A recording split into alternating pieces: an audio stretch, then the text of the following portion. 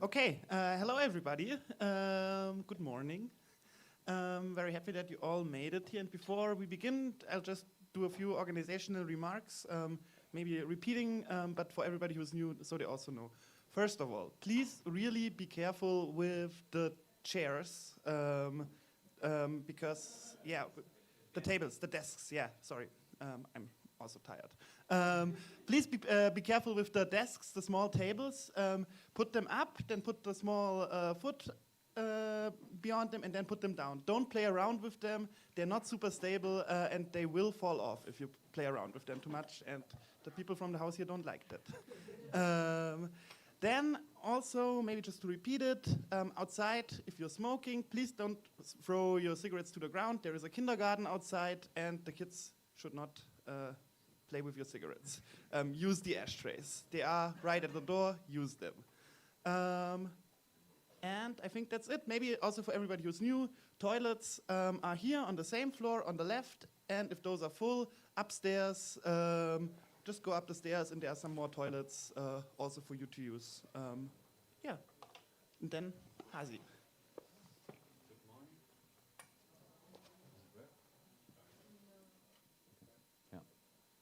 Good morning. It's great to see you here. I will introduce you just for short the organization.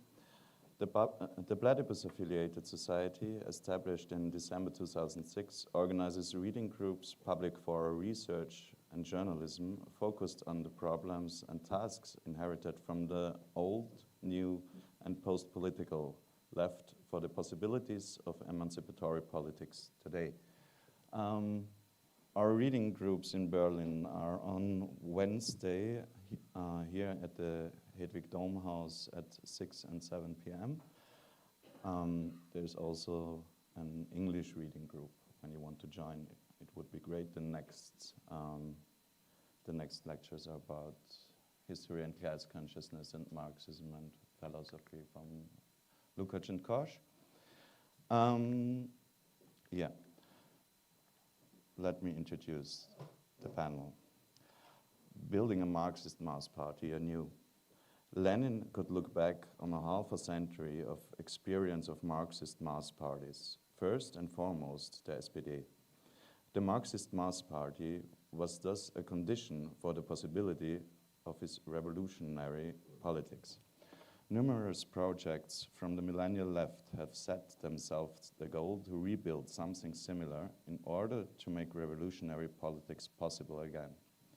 This task raises questions that go all the way back to Marx's dispute with the anarchists in the First International. What would it mean for the left to take political action today? What is the point of a political party for the left? Where do we stand with respect to the task of building this political party today? What is the meaning of the political party for Marxism? Can Marxism help clarify this task? The speakers are Johannes Rigell from Socialisterna Välfärdspartiet from Sweden, Jakob Hundsbichler from Junge Linke in Austria, Marcel from RAD in the Netherlands, and Jim Igor Kallenberg from the Campaign for a Socialist Party in Germany. And I was asked Johannes to start. One moment. Every speaker got about 10 minutes, and then 2 to 3 minutes to answer to the panel, and then we open for the audience. Please, Johannes. Thank you very much. Is it on? Good. Nice to see you guys. Good morning. Was a bit of a run here. I'm not so well prepared for that. So hopefully better prepared for this talk. So the first question, what would it mean for the left to take political action today? I find it kind of hard to answer because it kind of entails that there is a left that can take political action. And I have to claim that there can be no talk really of a left, in the sense that there once was And hence also no talk really of political action in the sense that once was a question for the left that is no more. For the left that once was, political action was very much about the struggle for socialism. And since there today is no struggle for socialism to talk about, not in any meaningful sense at least, political action, I would say, is rather some form of code language to forge oneself with chains to different camps of capitalist politics. So the second question, what is the point of a political party for the left? And it's the same problem here as with the previous question, but perhaps even a little worse. I claim that there can be no political party in any meaningful sense. It's just not possible today, at least not in a Swedish context, I would like to stress, which is really the only context I can claim to know much about. The reason for this, again, Swedish context, is simply, in my opinion, that there is no independent workers' movement to speak about. Nor can we say to have too much what we could call socialist intellectuals to brag about either. We're not spoiled with those.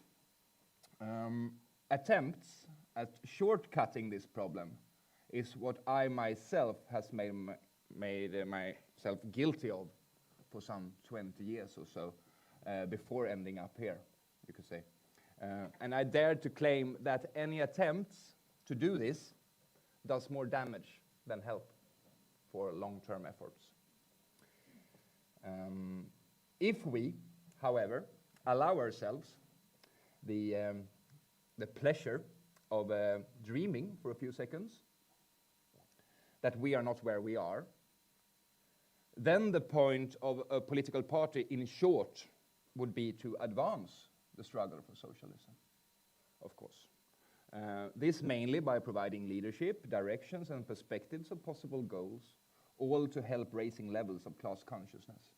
But dear friends and comrades, we are far, far away from that. Am I okay in time? Are you not? No, not keeping check, good. So third question, where do we stand with respect to the task of building this political party today? And what I have said this far in regards to previous questions should not in any way be understood as an attempt to sort of excuse copping out. That's not what I'm after.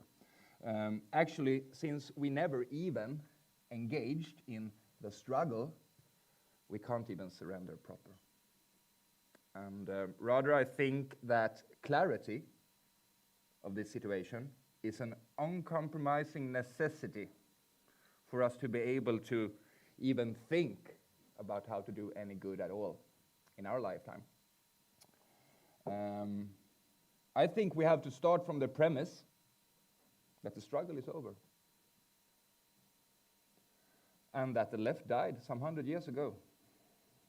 If we could agree upon that, we could start thinking about what questions relate to a reconstitution of the left and a retaking up of the struggle that was abandoned after its spectacular failure. So, the last question. What is the meaning of the political party for Marxism? Can Marxism help clarify this task? I would say that I am very much in the camp, so to speak, for preparatory, pre-political work. There can be no party proper today. That, however, does not mean that there are no tasks for Marxists, even if sometimes perhaps kind of obscure. A party could be and would have to be prepared, not at least in terms of education, about the death of the left that once was and how that affects us. What do you mean? No, well, last paragraph. Yeah. I'm getting there. Last thing I like to say about this preparatory thing, so to speak, is I also believe that there is plenty preparatory work to be done in the working class in terms of working class independence. And even though I see that this in no way requires Marxist education to be pursued, I believe, or I strongly claim, I would say, that this should task attention by Marxists worthy their salt, so to speak. Thank you.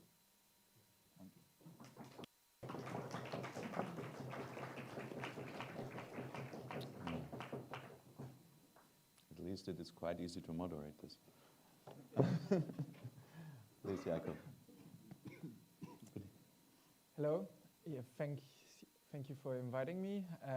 It's kind of special to me because I just talked to Jim before the panel that one of my first political really conferences was the Platypus European Convention in 2014 or 15 in Frankfurt.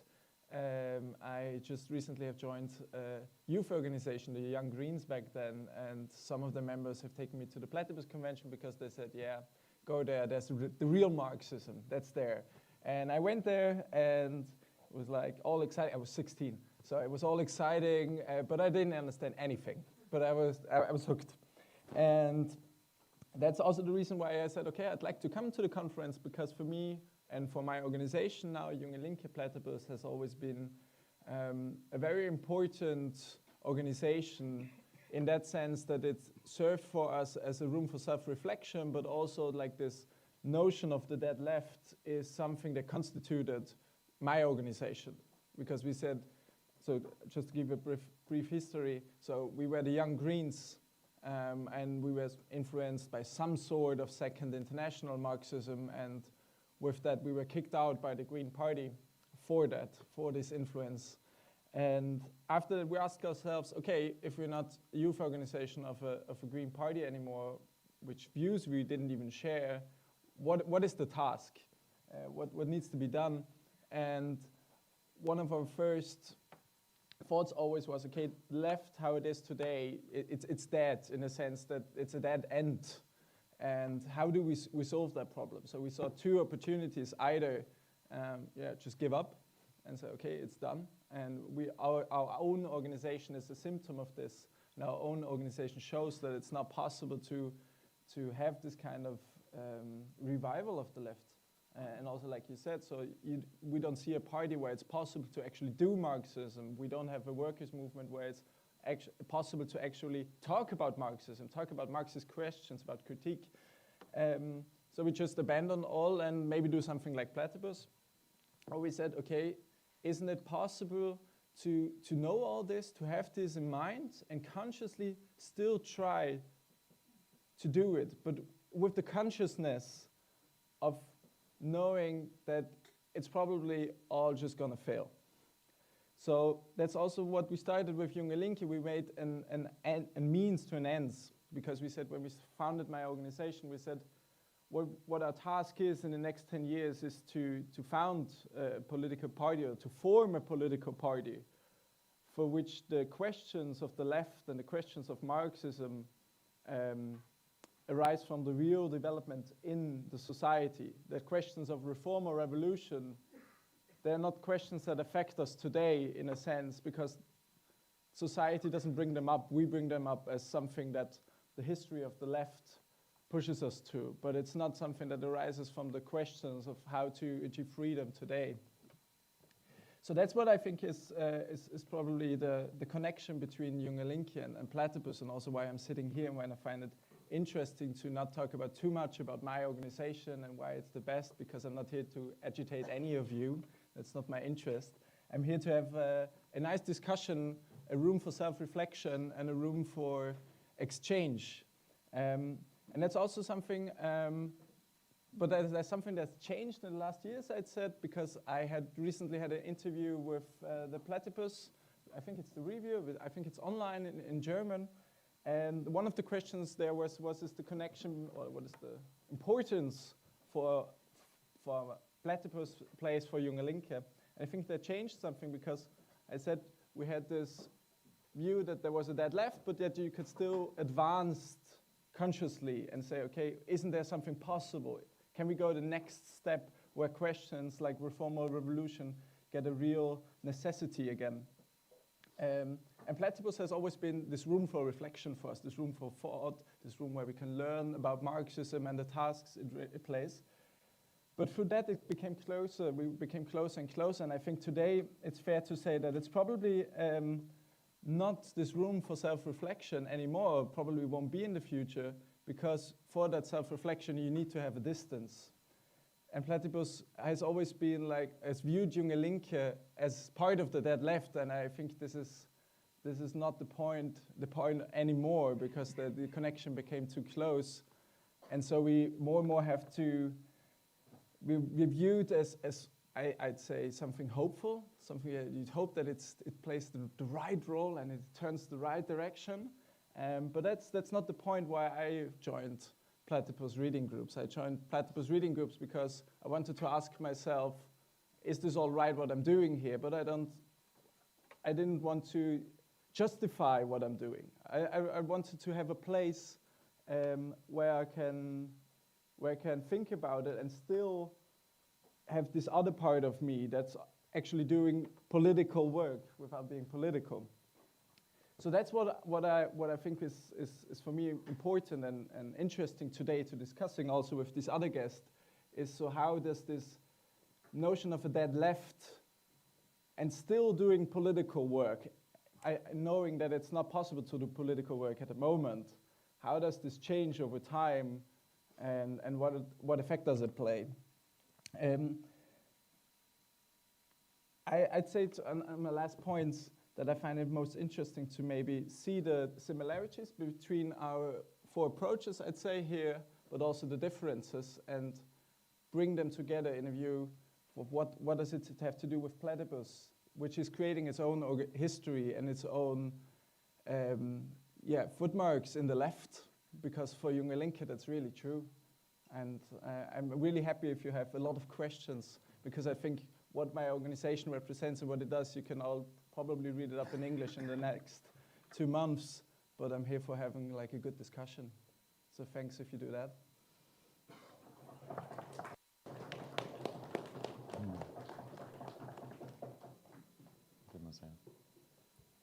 Thank you for having us here. Normally someone else would have done the talk, but due to the strikes they couldn't make it, so I'm doing the talk. The first time we heard about Platypus was quite recently. One of the organizers mailed us. We weren't familiar with your group before, so this is the first time interacting with you. So I'm going to just do my speech. The fall of the Soviet Union and the collapse of the communist world in the 90s has resulted in a near total collapse of all communist organizations. It wasn't until the crisis of 2007 that a new generation of people unburdened by the past has started to pick up our Marxist fight again against capitalism. However, the traditions of all dead generations weigh like a nightmare on the brains of the living. And we ourselves, Rood, and our upstart adult party, the Socialisten, have experienced this 3 years ago when we, the entire youth wing of the then Socialist Party of the Netherlands, were expelled for clinging to Marxism, to the Marxist root that our former mother party once had. It was once founded, our former mother party, as a Maoist sect during the Sino-Soviet split, and against all odds, it did survive to be the only anti-capitalist party still as a major political force. But like many such groups, it slowly lost their political radicalism over time and became more reformist. In 2006, they had their most members ever, and after that, every year and every election was just more losses and more losses. And they started moving further right to try to win back the electoral success they once had.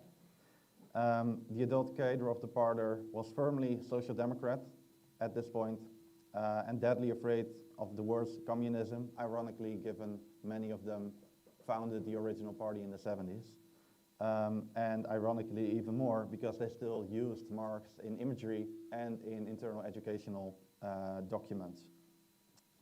So, over time, a covert faction originated within the youth, which tried to made up mostly of millennials and Gen Z, tried to reintroduce Marx into the party to turn the tide of this still somewhat relevant political force and push for plurality of opinion.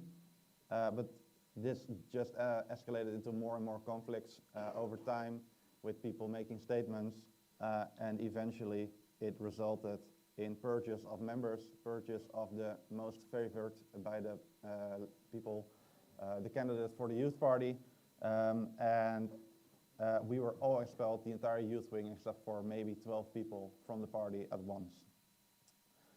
So we started reflecting, and it started during the split, of course, but what is the problem with the left? Why hasn't it worked for more than 70 years in the West? Why did it fail in the Soviet Union? And what we saw was a lack of willingness by many still existing parties to reflect on themselves. The Social Democrats aren't willing to reflect on their politics, and the small sects that continue to do the same thing as the last 70 years don't want to reflect on their own politics.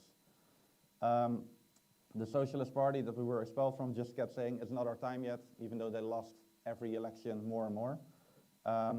And the small sects kept often clinging to minor rifts between Trotskyist Party A and B about things that might not have been relevant in the Netherlands for decades. So one of the core pillars, because of this history for our organization, was founded by looking back at the history and the root of Marxism, about how it formed and how it functioned, on what basis was a party a unified force. And if we look before Lenin even at the SPD and its many counterparts like the Dutch one, we found that they had ideological plurality and not ideological unity. And we think that this unity in action and unity in action and tactics, but diversity in opinion, the original definition of democratic centralism, was the driving force that prevented this fracturing and made them a strong political force. So we removed the ban on factions internally, and our group now consists of anyone who calls themselves anti-capitalist and revolutionary. So our group consists of from anarchist to Maoist to Stalinist, but most of them are just calling themselves some form of Marxist with a tendency in one way or the other. And we think this will prevent splits from happening in the future. Let's see. So these decisions have allowed us to unify a wide range of anti-capitalist youth, from people who radicalized inside Extinction Rebellion and left it because it obviously didn't work, to people from the Green Party youth wing and many other people.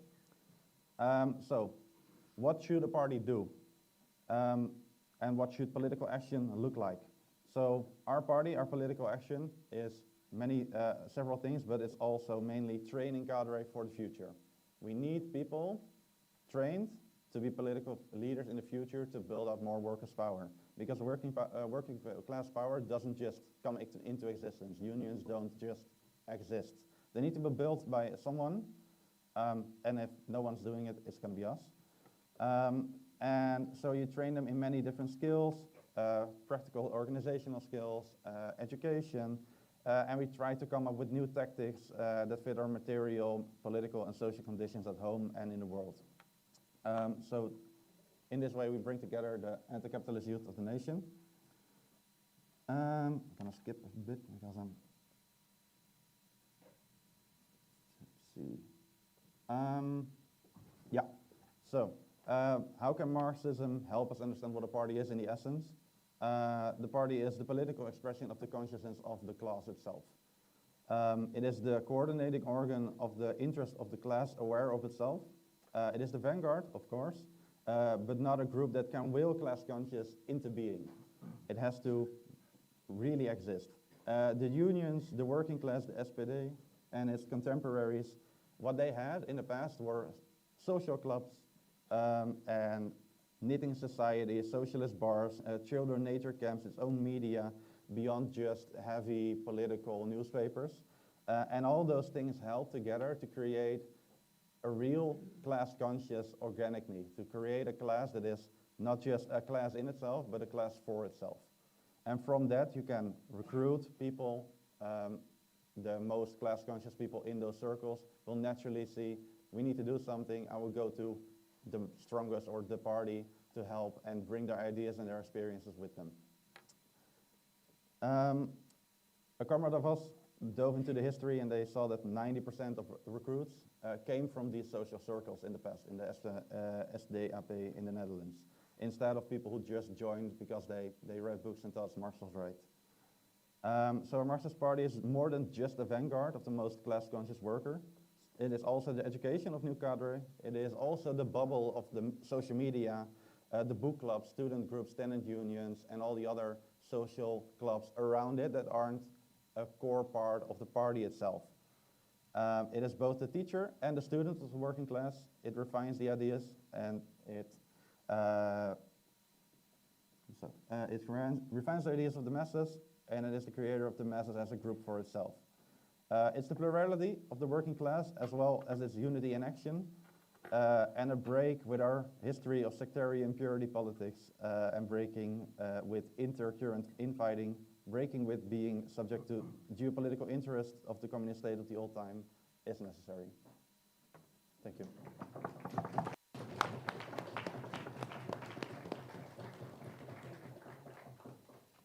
Yeah, hi. Thank you. My name is Jim Igor. I'm from the Campaign for a Socialist Party that exists like in the United States, but also in Germany as Kampagne für eine sozialistische Partei, CSP or KSP. I also happen to be a member of Platypus.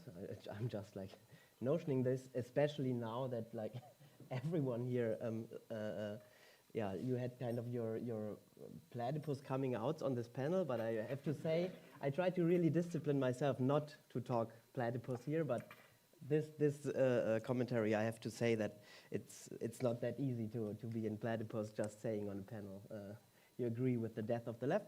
But also, that's just making fun. In all the rest you said, I do agree, and yeah, I think it's, but still I struggle with the fact that we now have a panel that agrees on the fact that the left is dead, right? But still, I think we also agree in what you said, that we don't want to do just Platypus. I think all of us said this. I mean, you're definitely still another perspective, but and then okay, the question is, what do we do? We want to do practice. We want to work for socialism in a situation where we think the left is dead, and what expressions that had we can discuss, like what expressions of the death of the left we face in our attempts to still work on building a socialist party or something of the kind. The Campaign for a Socialist Party in this attempt is very, very, let's say, experimental, and a very experimental attempt that I don't know if we really try to build a socialist party, but we at least try to explore if there's an interest on the left in society for building a socialist party. And also we try to provoke that interest a bit. Like, let's say, if you want, as a propaganda group that tries to advertise the idea of building a socialist mass party. And the way in which we do that is through building up civil society activism. Like, we try to also provoke in different fields of civil society activism. That might be, we build up a tenants union in Germany, which has about 100 members and organizes more than 1,000 tenants, and none of them is a leftist, like it's just people. Which is, I think, like not often the case. We started building up a tutoring program for kids in the suburbs, like really what students can do, teach like basic mathematics and reading and writing, the alphabet and stuff like this, to have them better grades in school, to be able to raise in society and work on their working class condition. And still, we are kind of as like this is our civil society project, but still we are as the KSP, we are a group of like-minded, let's say, socialists. What do socialists like? What is like-minded about them? What do they share? They share the aim of socialism, of course. And in the campaign, we share the opinion or the idea that the way of the next step, the operational goal, as we call it, for the aim of socialism is building a socialist party as the necessary next step. And the tactics or the strategy to do so, to build that party, is not like working out a program or having like specific political opinions on programmatic opinions or ideological opinions on the history of the left or the history of socialism or the present society, but the strategy is really building up, let's say, social milieu through these civil society activism.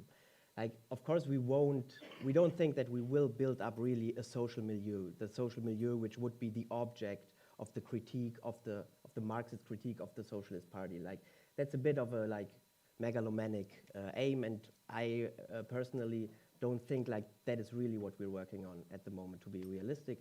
I think we work on, let's say, models of that or exemplary attempts of that we could basically learn through, right? I think really we are not at the point of building a party.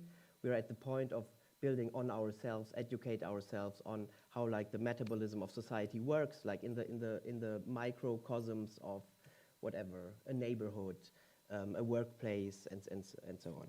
So what we do, like the civil society activism really is not socialist at all. It's just basic bourgeois, let's say liberal. It's just liberal activism. We do just we represent and work on liberal interest social activism. So the question is like, how is the relation to our goal of socialism and the campaign for a socialist party that we that is kind of the formation that works with it? And I would say the answer is we just don't know, right? We just try to find that out. We try to find out if there's any point to socialism for this civil activity, and if and how how can socialism inform our civil activism, and on the other hand, how can this civil activism inform what we think of socialism? Does it have to do, like in the discussion last night, with Palestine-Israel, or does it have to do with the peasants' question in the USSR? Like, we don't encounter that in our civil society activism. Definitely, we don't. We just what we encounter is leftists who are obsessed with questions like this, and these questions will stop them from joining our civil society activism. So we kind of encounter all these programmatic, everything that we think of as leftist, we really encounter in practice as obstacles for people to get into any relation with normal people. So I said, like, our goal is socialism, strategy is, or the next, the operational goal, the next step in that goal is the party, the Socialist Party. The strategy for that is civil society activism, and the tactics for this, for like reaching these this strategy is totally flexible. Like, we don't care at all how we do this. If we go to a neighborhood to tutor kids, then we have no idea about how to do it. We will go there and we will ask questions. We will ask other civil society organizations and neighbors and people there what is necessary, what are the problems, what do they do, whatever. And then we will find out what are the needs and how can we in any way like organize around these needs that we encounter there.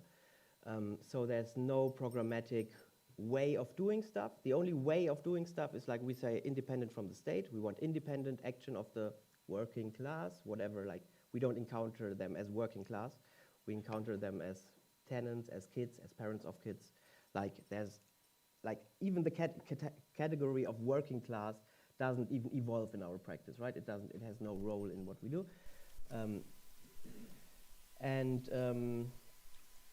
So basically the tactics and the flexibility of tactics, well, if you wanted to have a leftist way of expressing that, is like really the independence of our social activism and our political goal of socialism. It's really non-identical, it's totally independent, and it's so independent that even we don't know what the relation between them is, right? And basically the campaign is, as you said, like building cadres. The campaign is maybe also only a little hub to get a sense of that relation between civil society activism and socialism. It's maybe only for us to learn about the relation of these, if there's a relation, and then how to act within that relation, right? What would it mean to be a leader in civil society activism, and also what would it mean to propagate socialism in such a context, and the necessity for a socialist party. And I think from this it is explained already, like our answers to the question. I also agree very much with all of your answers to the question. I think like we also consider ourselves pre-political, so what would it mean to take political action? Something very different of what every one of us does today, and even what we do, we consider as pre-political. So yeah, we try to build up the conditions for raising up the question, what might political action be? The point of a party is definitely, we think that we need more than a movement for that, or more than just like independently organized anarchistic cells or whatever, even though all we do is very anarchistic at the moment, right? We try to be, we have no differentiation from anarchism, like only that anarchism is much higher and bigger in history than the tiny steps we do. Like we have not, we would aim to be real anarchists, that would be fine. But still we think we need a party that mediates the civil society activism, like as a, let's say, political center or something like that. The question where we stand with respect to this task is 0, minus something, whatever, like we are nowhere in this task.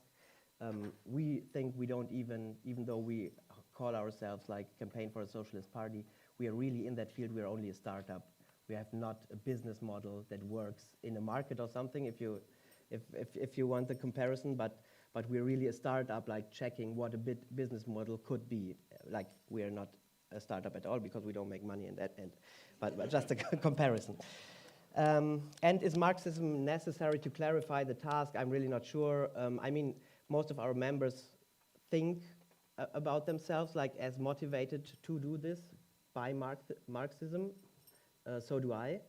I don't know what really the relevance of Marxism for this is, but I even consider it maybe like, maybe the campaign is also there for raising the question if Marxism plays any role at all in organizing civil society, or in reorganizing independent civil society and workers' action. Thank you.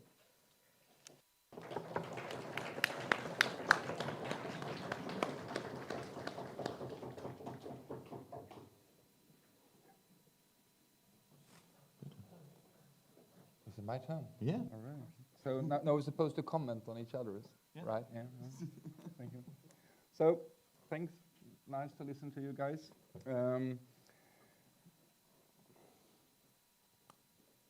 Things we agree upon that I sort of, perhaps not today, but I had agreed upon earlier at least. We also saw ourselves very much inspired by the Second International, what we were doing for some 20 years in Sweden. And like you said yourself, reform or revolution does not affect us today. We also said that. And you were speaking about this broad tent thing, how it prevents you from splits, etc. And you want to get beyond the sectarianism of the left. I sympathize with that in many ways also. The problem with this approach, I think, that we sort of realized late in game, is that how you regard these questions, take reform or revolution, for instance, very much affects what you do, what you prioritize, what's important, So it's actually your ideas about that, our ideas about that, I would say, that should inform what we do, not the other way around.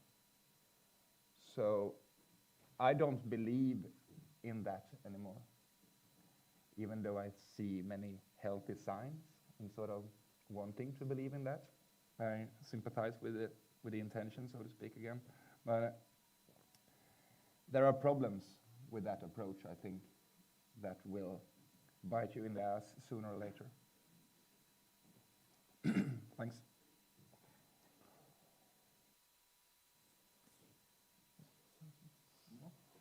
That's it?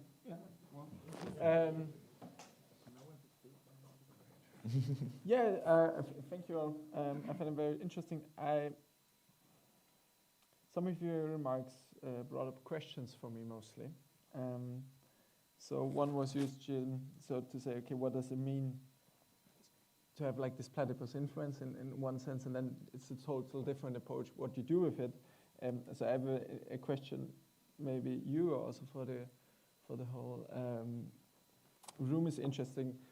I'd say in also the history of platypus and this notion of the dead left, what does it mean if an organization where the entire leadership is trained in some sense and influenced by platypus is failing in platypus senses, in this, that it's also part of the dead left? What does it mean for the project? What does it mean for the possibility to go beyond the dead left? If like you have an organization, I'd call mine, which is totally influenced, or me, where I always say I learned my Marxism at platypus. So either I'm just like the wrong kind of person, I'm just doing it wrong, okay, fair.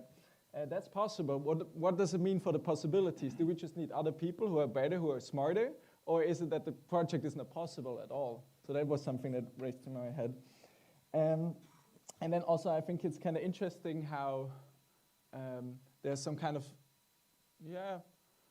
approaches that are similar, some different answers to that, but how this can also move forward and influence in a good way. Because, for example, the campaign for a socialist party, there was a huge influence for my organization in this like civil society organizing, civil activities. And I think it's vice versa, because 2 months ago I was at the campaign for a socialist party in Frankfurt, and some of them told me that like this idea of free tuition from students by students was also in some sense again influenced, or at least inspired by the concrete organization we built up in our organization, which provides free tuition from students by students online, but also in like some sort of youth center, independent youth centers. And this whole idea developed from the campaign for a socialist party. So it's interesting what to do with this, because we see, okay, this is also the influence of platypus. We have more and more of these organizations and these projects who are trying to achieve something pre-political, to move forward in a consciousness of the dead left. But what can we learn from that and go beyond that? Because I also agree with you that there's some things that probably would, how to say, bite your ass. Yeah, that's probably true. I don't know yet where that point will be, but I can very much see that in the future coming. But I think then probably the right thing to do would be to ask ourselves, okay, how can we overcome this next obstacle and become better in that, and become a better organization, and do it right the next time, let's say. Because I'm also, with this whole approach, I don't have a problem in seeing that my organization will fail in 10 years. I'm okay with that. So if it's just the next obstacle for the left, yeah, hopefully we'll learn something from it, because that I would find the interesting part. So that was also for me very interesting in your interview, and what you said, that for you and your organization and your experience, you'd say, okay, that's not the way, let's do it another way. And we can learn from that now. So how can we do it different? And that's what also would be interesting for me to hear from you what your thoughts are on this. Thank you. I think this is in line with the things that we've noticed from platypus in general. As I said, it's the first time we interacted with this group. We were a bit surprised by the, in our eyes, it feels a bit, not negative, but pessimistic sometimes.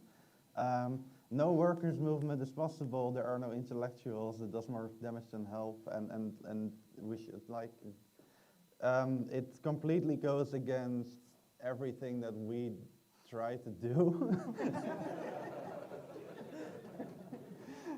In the sense that I think in our organization, everyone who joined sees the world and says, the world is fucked, we need to do something. So we grab back at as much political things as possible and just try out what works and try to read the books and try to understand them. And I think we would say that is political work. So maybe that's just a bit of a semantic disagreement. I was very happy that the person on my left here, your right, says some of the things that we also do, like just try to explore ways in which you can build independent workers or people's organizations, tenant unions, educating kids, that kind of thing, and just try to do it, see what works, instead of trying to first think of the perfect thing out of books from 100 years ago, and then probably it still fails because, so as they say sometimes, try many things, so one of them sticks. So I think that is a very brief summary of my response, or what our response would be. Maybe a call to do try something, because the world's not getting better if we just say, let's not do anything, and it's not to push anyone down. But thank you.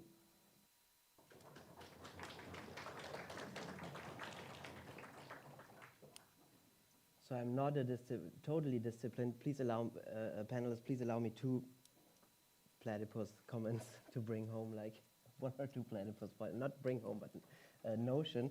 I mean, I think also, just to respond to you, like I also thought about it, a very funny circle. I experienced like early years of the Junge Linke process when people like Jan Schröder, Hannah Schröder, Sebi Vetter influenced very much the young Greens in Austria, which led to your organization. And then there was also Chris Catrone, like coming up with the idea of a campaign for a socialist party several years ago, and through that, in some way, I came to it. And then we learned from your like young cadres how to build up the kids tutoring thing. Like really, it's a platypus feedback circle, maybe also like sound-wise at the moment. So then. The second point, platypus point I want to make, sorry, and then I will definitely talk about the campaign again, is, sorry, but I can't, it's just undisciplined by me, but I will anyway do it.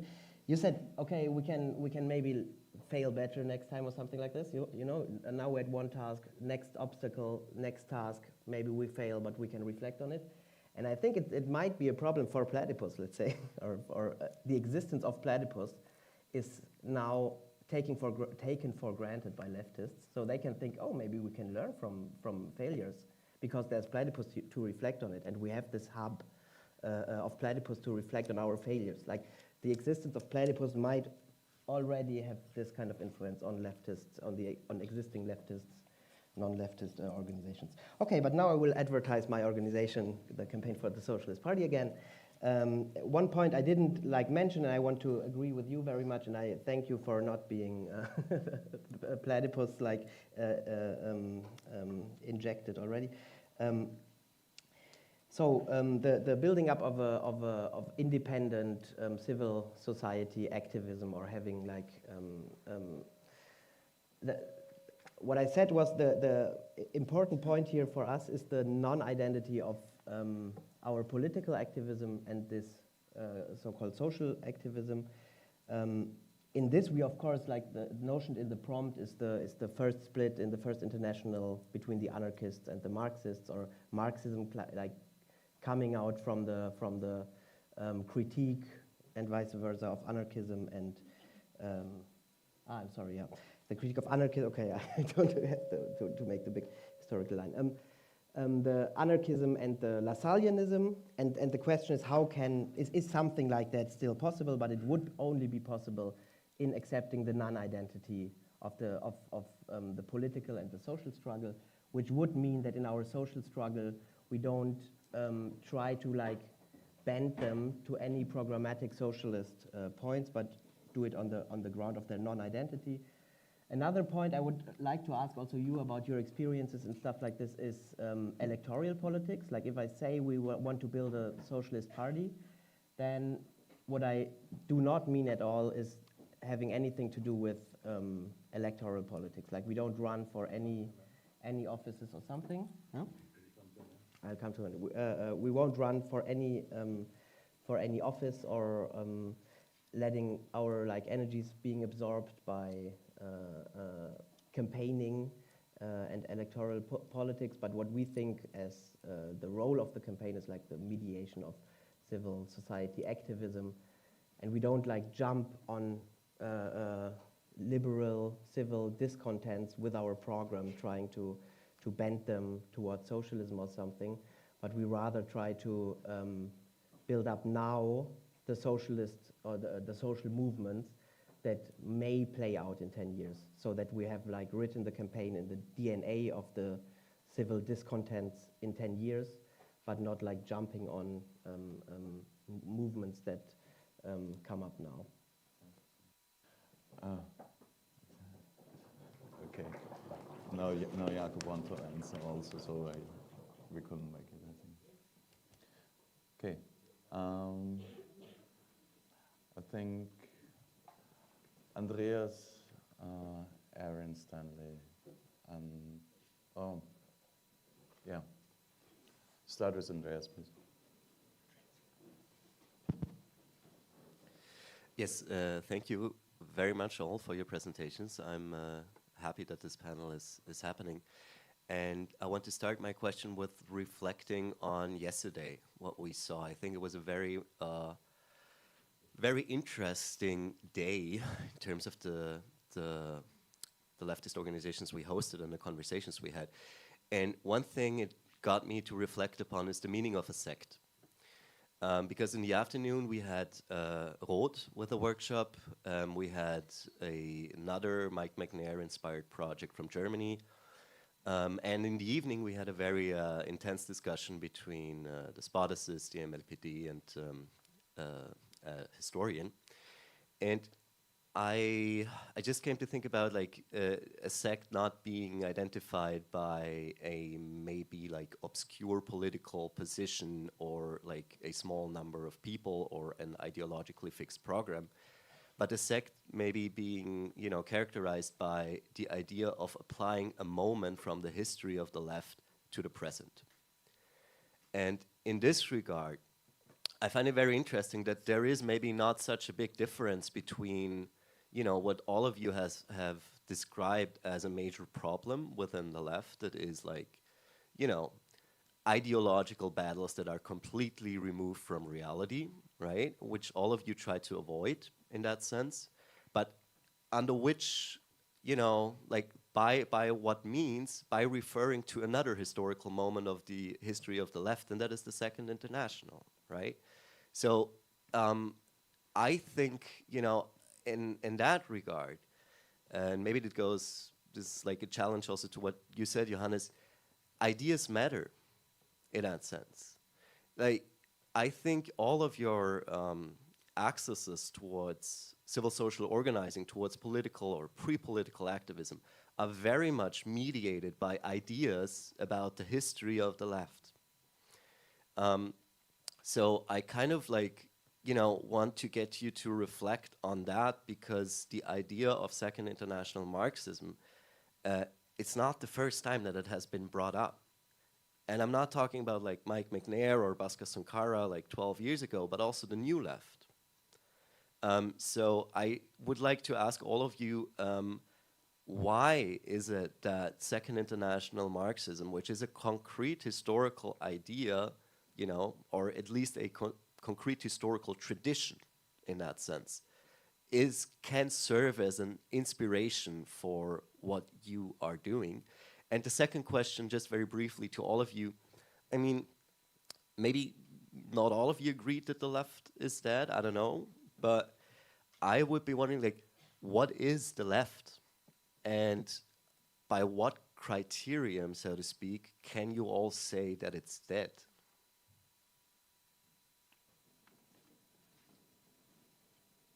Good questions, Andreas. What is the left? Well, it's a project for human emancipation, you could say. A project for human emancipation beyond where we are today. And it's dead because it's not in any way in a serious contest for power to bring that about, I would argue. So, and that's the thing that I wanted to say when I didn't get the mic, but now I got it. That it's not just a cool slogan.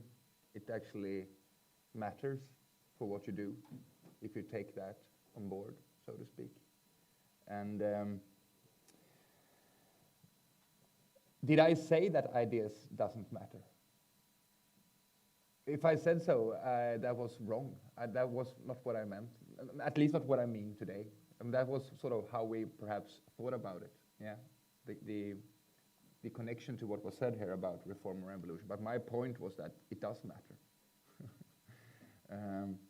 And I think preparatory work needs to be done on different levels today, separated from each other. I don't think you can bring them together. And that's probably where I might differ from you, I guess. I think you're sort of trying to squeeze it together. And my experiences, at least, tells that that has detrimental effect on both levels. And I think that's to be avoided. Why the Second International, you asked, Andreas. And well, I think it has been expressed well by other panelists here that it can very much appear as a healthy thing compared to what came after. And it was also how the working class arose. Arise? How do you fucking say that? Arose, thank you, sorry. Arose to a level where changing the world appeared as a possibility. It did indeed. It did indeed. But from where we are today, it's kind of easy to imagine that you would have to work yourself up to a similar level in order to be able to not fail.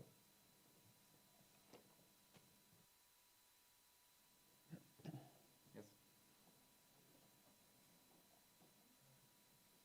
Yeah, maybe I just want to bring up a question I had on before, because I think it goes well with your question. Because Jim, you said one of the things were no leftists and in your organization, so that you don't organize leftists, and that's also true for, or you try to at least, or no leftist question. You have normal people, and it's a good thing, because that's also a goal of my organization, and we do kind of well with the no leftists rule, in that sense that we don't want to participate in the same discussions. And I think that raises then the question, if we agree that the left is dead, how to then be anti-left, how to then be, what does it mean to be anti-left then? And so how can you be in that thing of like, left is dead, but we're self the left, so we're also dead? What are we doing here then? So that's for me also this question, that's for me something that comes to the Second International.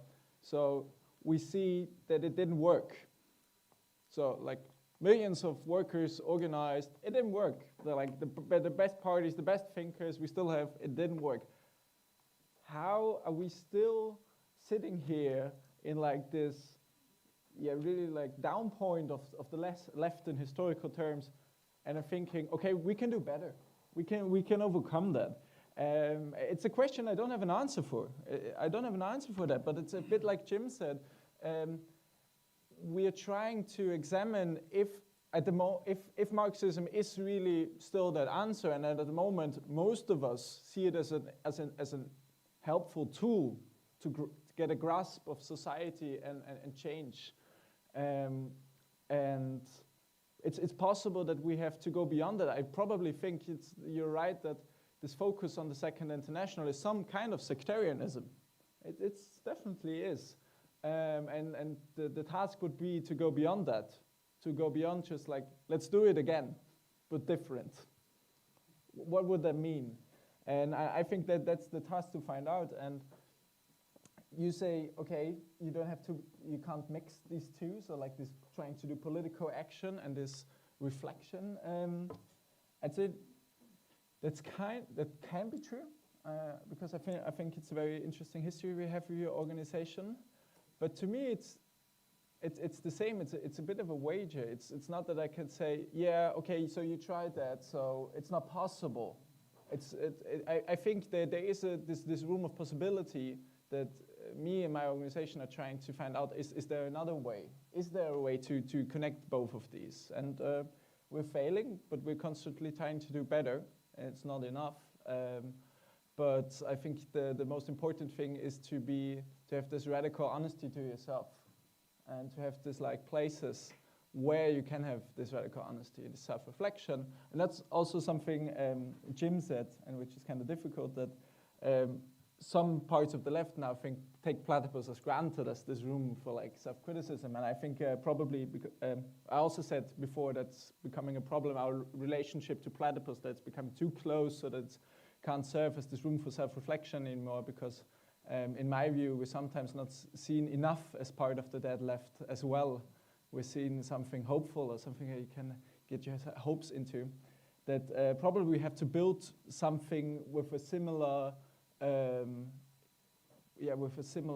approach for ourselves in our own organization, and that's a huge task. That's a task for years, and I don't yet know how to do that. But that's what I would see maybe as a possibility to connect both of these in one organization, in one project. But that's a huge task. Yeah, definitely. Thank you. So first, what is the left and is it dead? I think maybe using the word left to be a sort of all-encompassing term might be the problem why we're constantly talking around the left. Because I think there are things that work and there are things that don't work. And that's a very crude thing to say. But like, social democracy is the left. Occupy Wall Street was the left. But it didn't work. And there are other things that also don't work. So I think the left as a general mass, which is like discontent with the system and not being a crazy right-wing person, does still exist and did exist, but wasn't effective.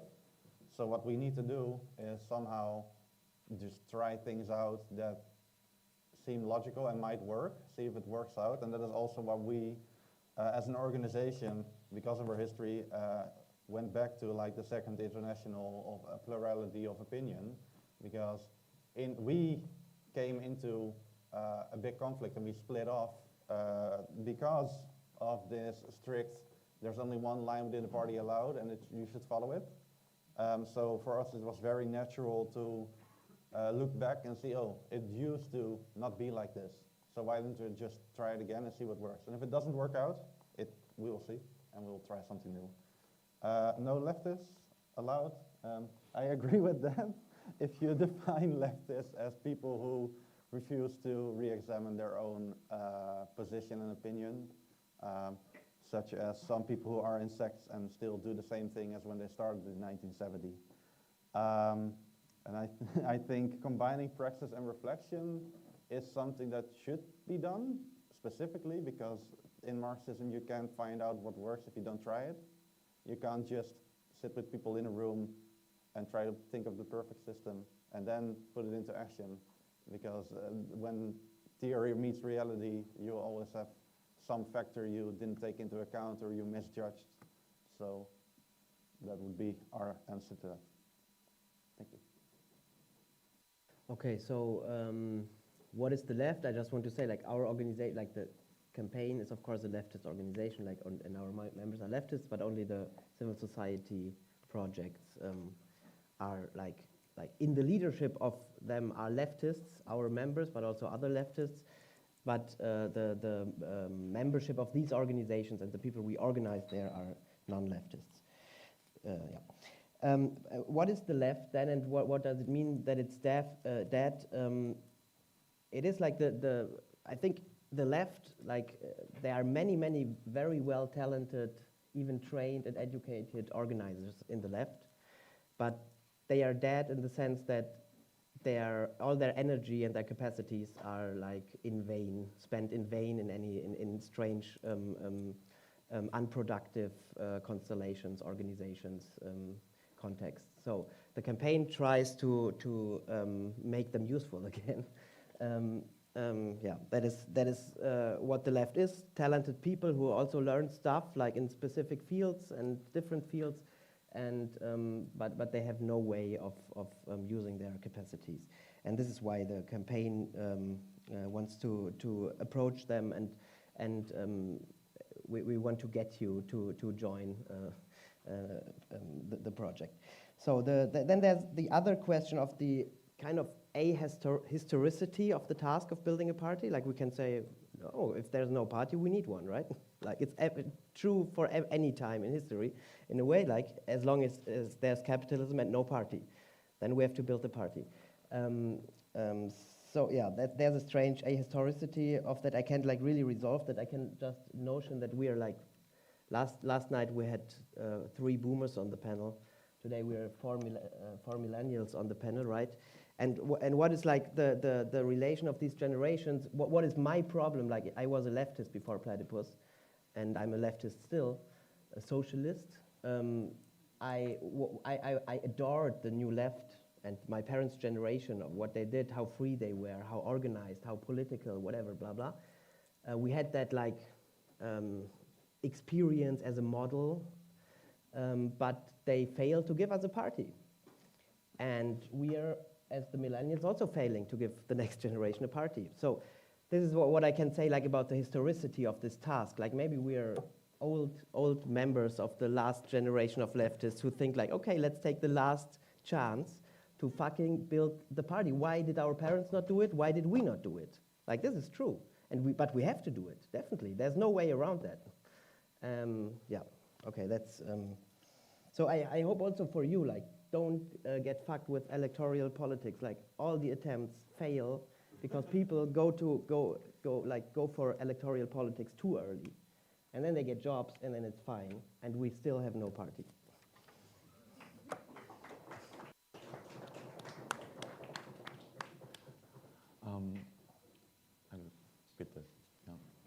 Hello, thank you. One elephant in the room that I feel that everybody's avoiding is the growth of fascism. And the distress that I feel in you, it seems to me that is because all of the electoral base of what is called left, social democracy, is being gobbled up by the fascist parties. So I wonder, why don't you deal with that? And also, you know, like one of the important analysis of Lenin of 1914 disaster, that the majority of the Second International joined the war, imperialist war efforts, was about, you know, how development of capitalism to imperialism had impacted the working class, and there was a split within the working class. And he analyzed that, you know, it was this, the basis of, you know, why the Second International majority parties joined the war efforts was the class basis was the labor aristocracy. So I wonder that why all of these, you know, realities is not figuring out both current, you know, and the fear that there is a repetition is happening, you know, like Second World War, you know, and First World War. And that when you say that the left is dead, it has to do with some of these, metabolisms going on in the society. So I wonder why this elephant in the room is avoided. Thank you. Thank you. Thank you very much. Well, I'm not at all in on the fascist threat scare. Sorry, but I'm not. I don't buy it for a fucking second. I think it's a psychosis for the left to give it some sense of meaning in its hopeless situation.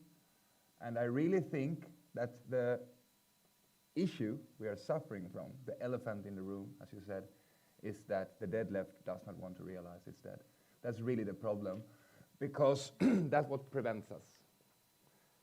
And it's our weaknesses that are our problems, not strength of our enemies. That's my answer.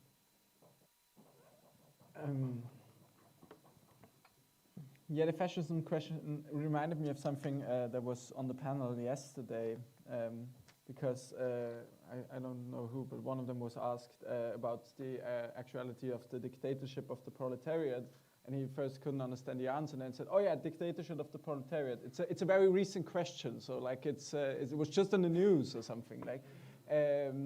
And I'd also say that's something that's true for like the fight of fascism. It reminds me of something that the left goes into without even having the possibility to, if there's fascism on the rise, I mean, we can disagree on that, but even if it's true, what can we do about it?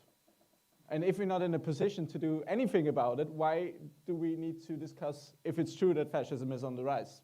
So if like our whole project is to get in a situation of power, in a situation of actually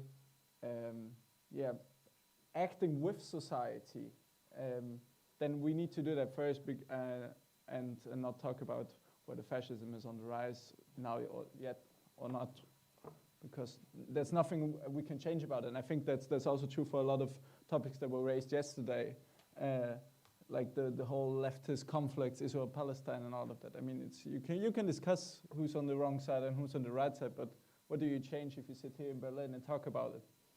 Are you in any position to change anything on the history of this conflict at all? And if not, what's the reason to discuss it?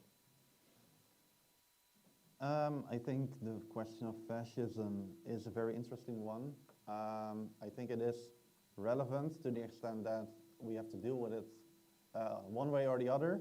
I agree with my colleagues on this side that we aren't in a position to fight fascism right now because, like, our party has 300 active youth members. We're not going to defeat Geert Wilders if he decides to go full.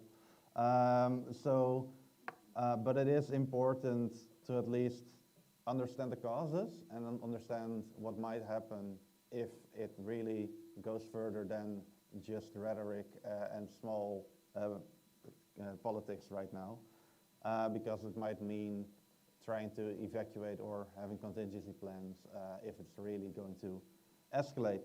As for the base, if we can manage somehow to really grow quickly, then it is indeed the case that the base of current strongmen such as AfD and Trump and Wilders is also the discontent of the working class that is looking for anything else. I don't think you can equate the people who vote for them to the labor aristocracy because it's just not the same kind of group. So I think you can try to recapture that base that the Social Democrats are just letting slip through their fingers to at least soften the impact of the support for fascism. And I think that is the most immediate task for us right now, to do that and to also be aware that fascism can happen and be prepared for that. Thank you. Yeah, I agree with all of my colleagues here on the fascism question. Yeah, we think we can. If there would be fascism, we couldn't do anything about it. But I also disagree that there is at the moment, and I think that it's just like a strategy of avoiding to do what would be necessary, that is organize people on the ground of their interests and not organize them against fascism or something. As no one really feels that as a threat in the moment, like in the masses.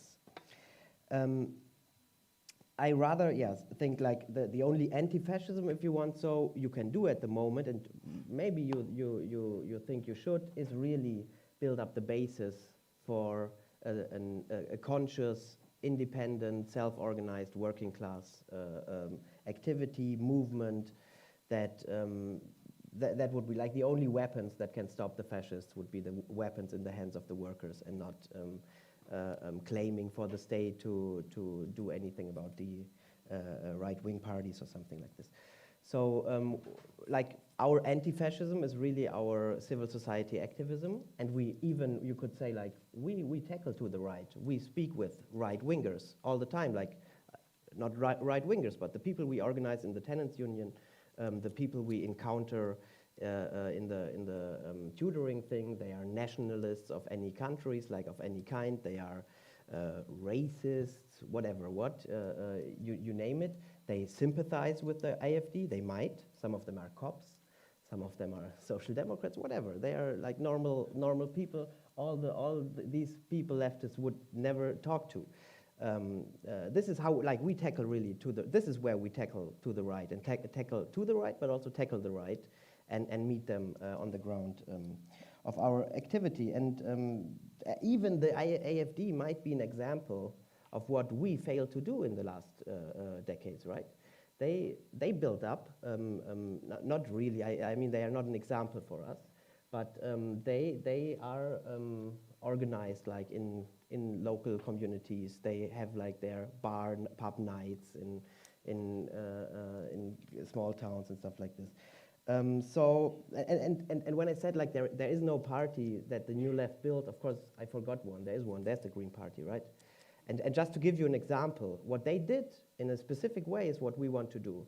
They educated a whole generation for 40 years, about 40 years, around the party.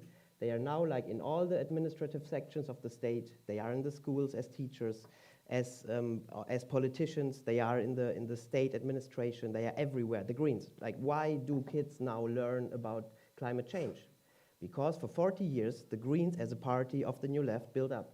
They're not a socialist party, of course, and they never were. They maybe weren't left any time, right? But they built a party. Just to give you an example, like AfD and the Greens, there are aspects of them who might be interesting. I thought in the answers there's no time limit, but I'm not a platypus here. But okay. There will be many questions. Very quickly to the because I want to answer your question about a question which is the elephant in the room. I think so too. The Second International failed, and we all want to rebuild the Second International. And I don't really have an answer to that, right? I really don't. The answer would be like, was Lenin right, or was Rosa Luxemburg right, or something like this, or Bernstein? And this directly relates to the question, like, what didn't we have lessons like from the Second International? Why don't we apply them?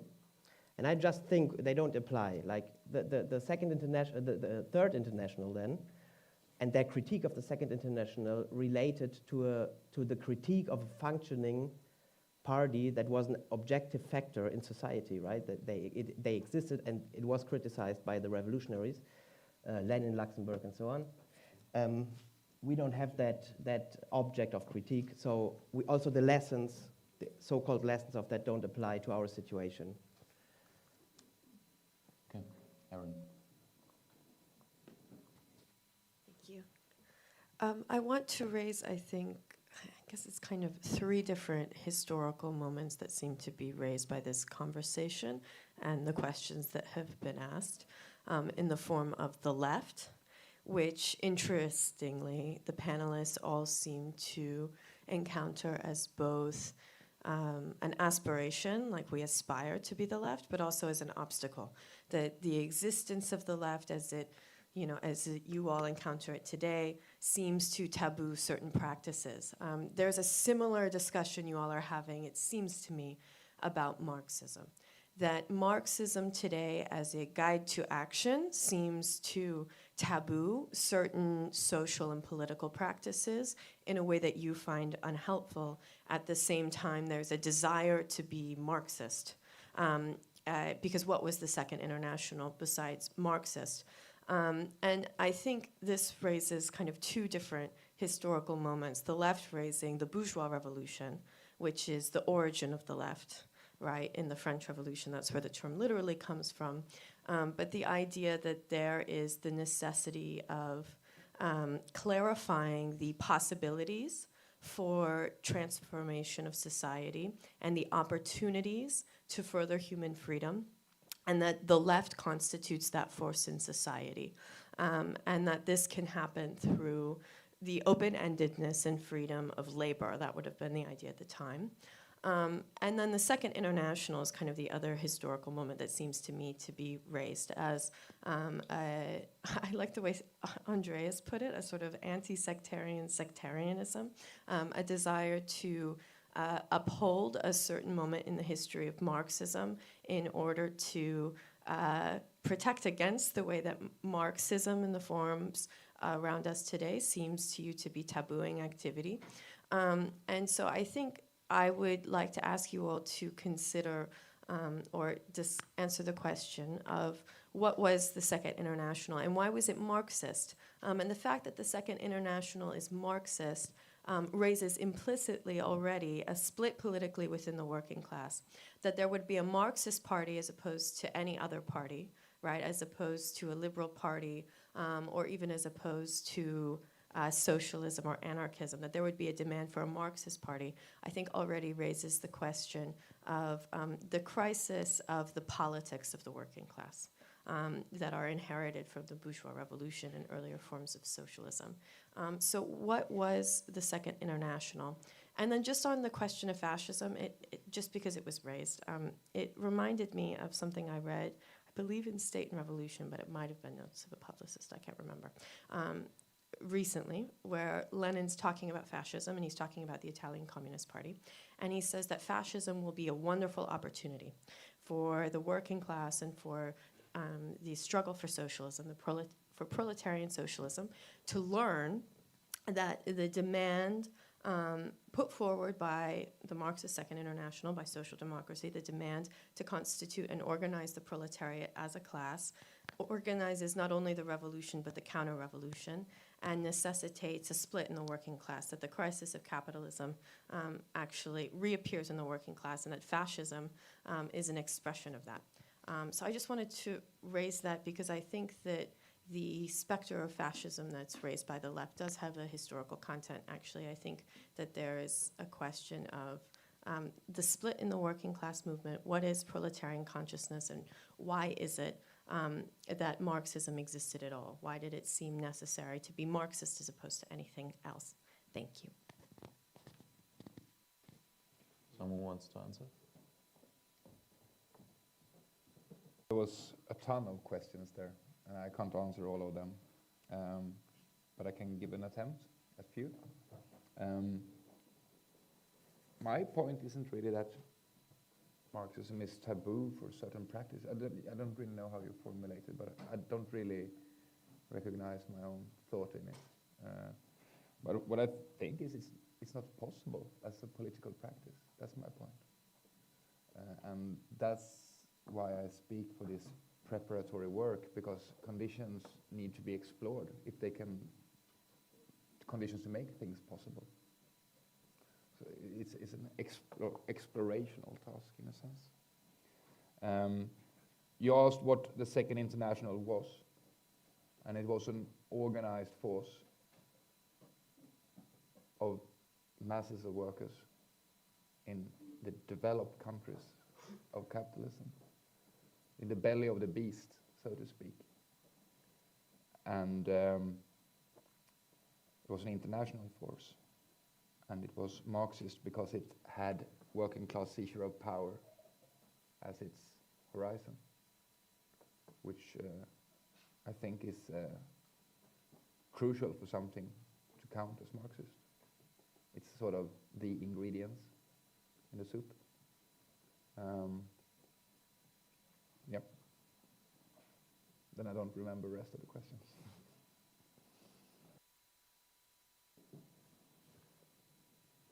Underwater wants to answer. We can. Answer, but yeah, I mean, I'm also not sure if I really got the questions, but I try to answer the way in which I think you were asking in which way was the Second International Marxist and how we kind of relate to that.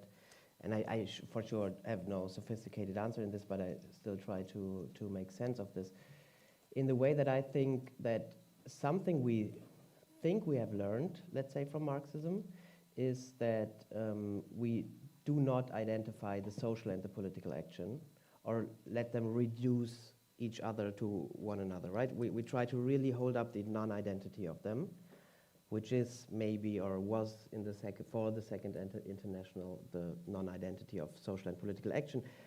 We, of course, don't encounter anything like that that would compare to this, the way in which Marx and the Second International encountered that contradiction of political and social action. But let's say this is very informative for us to be the reflection of the non-identity and the contradiction maybe of them, or to let this contradiction evolve instead of just being either political or social, which normally means like that in your activism with the workers or tenants or kids, you try to be socialist, right? People try to have a socialist tenants union instead of the liberal bourgeois tenants community thing or something like this. We try just to very strictly, maybe dogmatically, separate them and holding up the non-identity. Maybe this is something that I would consider as Marxism within the Second International, or how it is Marxism and not just socialism or something. And of course, I don't know if this was a question or if this was just taken for granted that we encounter Marxism and the left as an obstacle to what we want to do. We definitely do, like, because all the people we can talk to for building a socialist party are leftists, and they all consider themselves Marxists. Like everyone who reacts to our calls, to our proposal for what to do and stuff, everyone who reacts is a leftist.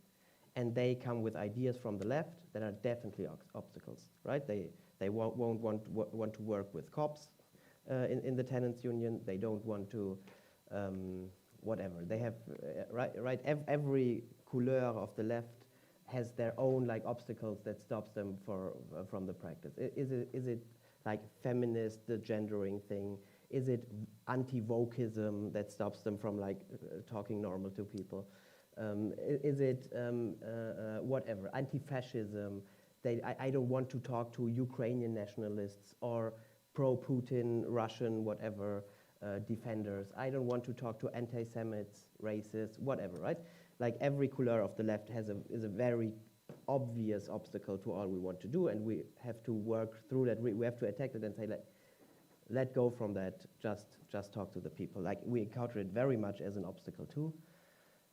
And the way in which maybe Marxism might inform us, I try to say, but I also have to say, I wouldn't, yeah, there's no way in which we can really compare the way the political and the social is non-identical in our activity is not comparable to how it was non-identical for Marx in the Second International. Kautsky. Long list. Yeah, you will want to. One quick answer to this, because I also find it difficult to answer the questions, but also I won't think of it as Marxism as a taboo, but in some sense as an obstacle for the clarity on the task, what needs to be done, and this really came to my mind at yesterday's panel, because sometimes I was sitting there and I was asking, okay, in like 20, 30 years, people are watching this, and what are they saying? Like, what are they doing there? Like, there's a bunch of people sitting on a Saturday, on a Friday afternoon in Berlin and listening to people who talk about who was wrong in 1920 and what your organization was wrong there and yours there, and Trotsky was so mean back then, you're so mean now again. What is it? What are we doing here? And in that sense, I think that's something maybe true for all of us. Marxism is an obstacle because that's in the name of Marxism. That's all. This whole discussion we have is in the name of Marxism, because it's like the reality that Marxism created till now, its failure created. So I think in that sense it's an obstacle, and that's also why it's important to distance yourself from that, while still thinking that Marxism may also be an answer, but we don't know. And to keep asking a question, and to the question, what was the Second International? I also cannot give a sophisticated answer on that, but I can give one to why it's important for us, but why it's interesting. I think it's like this task to create an object of critique where you're not just, you have an object of critique like the working class, organized working class, and a party of the working class. And that's something we aspire to have again. So that's one point. Because it also had an idea the Second International had an idea of how to change society to further freedom in concrete ways, not just like in the ideas, but in a concrete way. And it took, in that sense, the unresolved questions of the past and gave it a new kind of answer, I'd say. And that's very different to today, because in a sense, we're just a mutation of the answers to that unresolved questions. So we are just, if the Second International gave the question of freedom in society a new answer after the failure of the bourgeois revolutions, we are just a mutation of this failed answer, of this failed new answer. The task would be, and that's why the Second International is this object of interest, I'd say, to create this new platform, this new object that is able to give new answers and not just mutations of the old one. And I think the panel yesterday also showed that again, that it's just mutations. Still want to ask? Thank you. I mean, one way of considering Marxism that's kind of traditional is as a theory of history, and there hasn't really been any consideration of history on the panel. I think the only person who really put forward any kind of historical perspective was the comrade from the Netherlands, who said that we live in the wake of the collapse of the Soviet Union, and that somehow, although he didn't elaborate it, informs his political perspective. And I don't think any of the speakers really put forward a kind of concrete political perspective that was sort of historically informed. The discussion of the Second International seems very ahistorical. I want to maybe raise something of the obstacle that you all seem to want to avoid. There's Lenin there on the board behind you, and there's this term Marxist Mass Party, which, especially coming from the UK, reminds me of another Lenin term that's kind of related in version, Bourgeois Workers' Party. And the other thing, the title, Building a Marxist Party Anew, reminds me of is Trotsky's 1933 to build communist parties and an international anew. And part of the perspective that came out of that beginning of Trotskyism was that the crisis was one of revolutionary leadership, and that there were mass, let's say, bourgeois workers' parties that needed new leadership, and also that new organizations could be formed to which the workers would flood when there would be at some point in the future an upturn, right? Trotsky in 1933 is saying we're in an ebb right now, we're in a decay, we're in a sort of low point, but we need to prepare for this upturn. And slightly later, part of what came out of that was what later became entryism, which is the idea that you have to go through the bourgeois workers' parties, and you can't just say, oh, that's the dead left, we want to avoid it, we don't really want to deal with them. But actually you have to raise a political perspective in those parties. Now, it might be that your historical perspective is that there's been a discontinuity in those parties such that they no longer are bourgeois workers' parties, or that term doesn't even mean anything. But I would like to get the comrade from the Netherlands to kind of speak to this, because I think you actually had a perspective of basically a typical kind of trying to work within an existing organization. I don't know if you're part of or relate to the Communist platform, or you're not part. Okay, so maybe you could speak about your differences with the Communist platform in the Netherlands and how you relate differently to the SP now from what they do, and whether working through the existing organizations is necessary.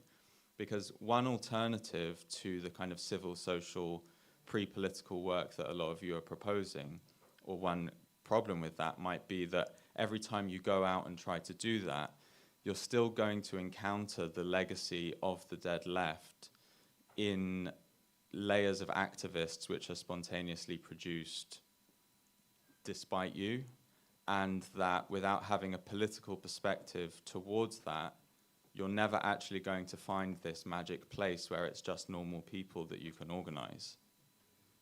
So I'd like to hear about that, but especially from the comrade from the Netherlands. Thank you. Thank you. I am not part and have never been part of the Communist platform. The Communist platform is the covert faction that originated in the Socialist Party to try to steer the Socialist Party towards a more Marxist direction.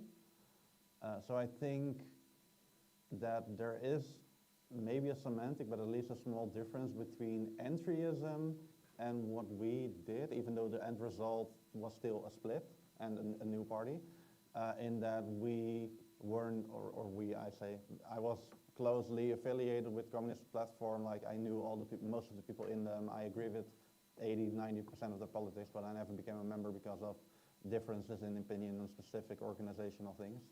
I will get into later.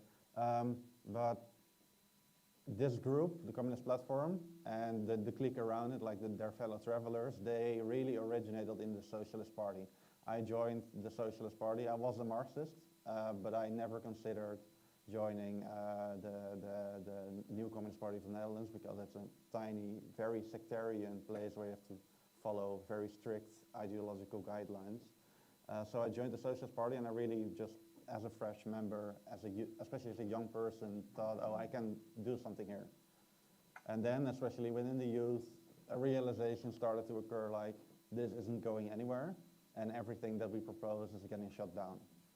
And I think that is the origin of that split within this specific organization. I think that it's applicable. We see the same thing happening now with the Green Party in the Netherlands, where a similar development of like a sort of internal party polarization is happening. Some parts are moving more radical and some parts are clinging more to the liberal green politics.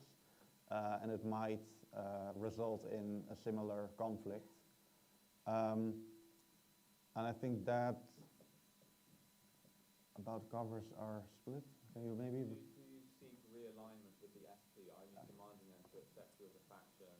Do you have a political outlook on like challenging their politics because they have a base in the working class or not? Or yeah, that was it. The Communist platform initially followed that exact line. They said the Socialist Party is the most advanced and impactful political organization that has connections with the working class. Since the split, some people still hold that, but as time goes on, and the Socialist Party is further and further declining, both in influence, in membership, and in electoral results, that is slowly fading away as like a major or even a valuable opinion. So I think maybe 1.5 years ago, about a year or a half year after the split, there were still many people in Communist platform itself that would say we should try to get back into the Communist platform, but many of the fellow travelers, including me, like half a year before the split, we said it's not going to work. We should just try to, we're probably going to get kicked out. We just try to get as many people with us as possible and try to get something new. So I personally never said we should go back to the Socialist Party because they're not just going to change their mind, the leadership, after purging all of the youth and many local chapters on allowing the wreckers back in. Also, you want to add? Yeah, well, very short. That magic place, Ephraim, it does exist. It's called the working class. There are no leftists there. I can testify as such. And what I said in my presentation, that preparatory work in the working class in no way necessitates Marxist education. It's true, in my opinion, in principle. It does, however, not mean that Marxist education is of no use for people doing that. I claim it is. It informs decisions you make, which path one treads, and which battle one chooses to engage in. So I think there is a good use for that. I say it's not a necessity, because that would be dishonest to claim. But that magic place exists.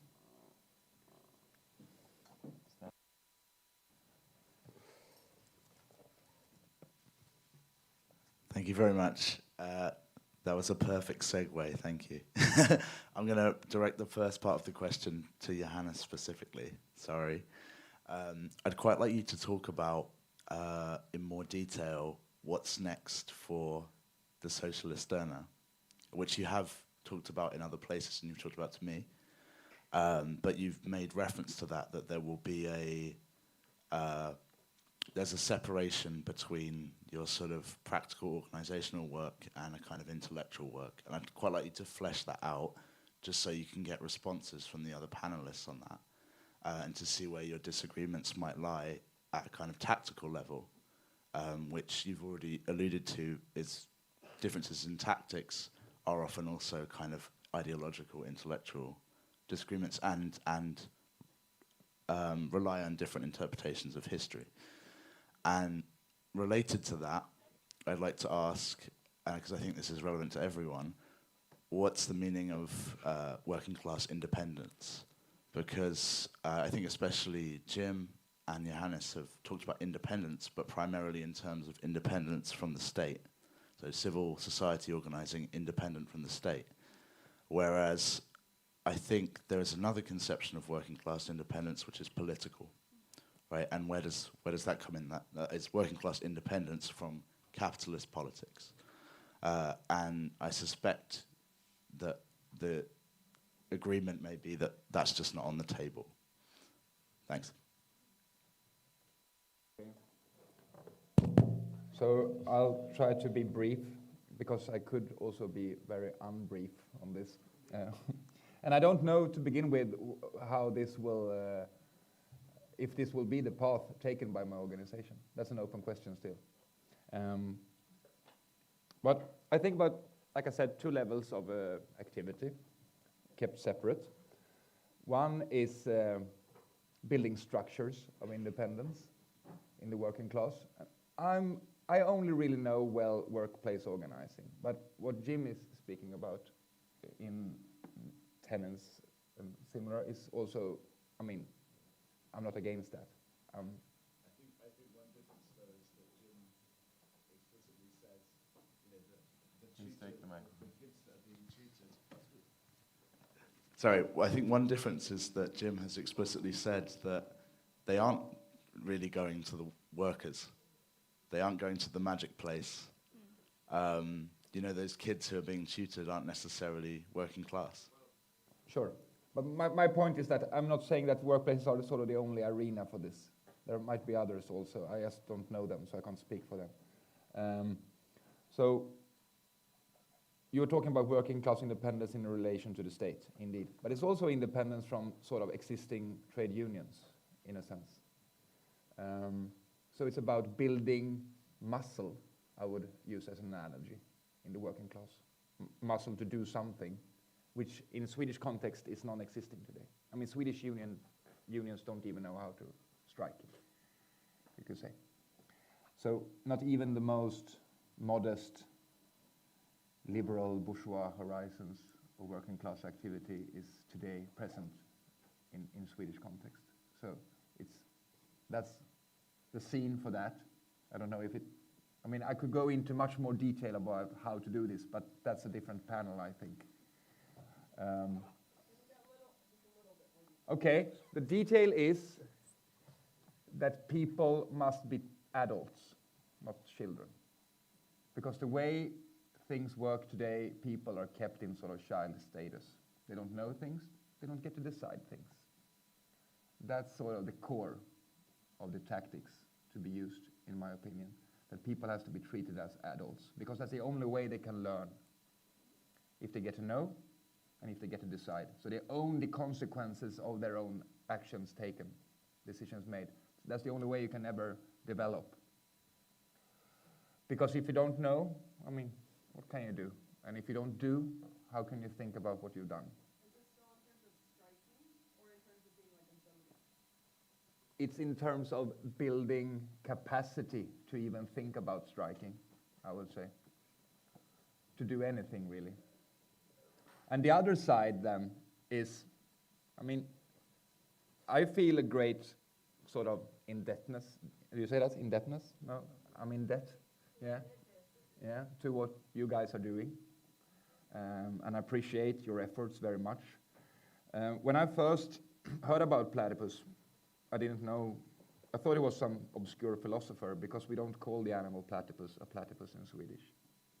It's a different name for it. So I thought it was some obscure guy. And this other half, this other half could in many ways be similar to platypus, but also I think I'm a different species of animal. And I have a different habitat than the platypuses reside in. More of a lion. I don't know that. I don't know that. So it would be different because of that. But it would also have many connections, I think. But it will be ideological work, preparing ideas, working with ideas, education about ideas for those interested, both from the working class and from other places. Because there is always a minority in the working class. If you do what I'm speaking about, like in workplace organization, what you do is that you work with people who don't give a fuck about Marxism. Yeah? But you will also have people who are interested in that. There will be a small minority, but they will be there. And you will have the tinfoil hats and, you know, the right-wingers and everyone, and they're all interested in radical ideas. Yeah? And there is no home for them. There is no place for working with ideas in a productive way.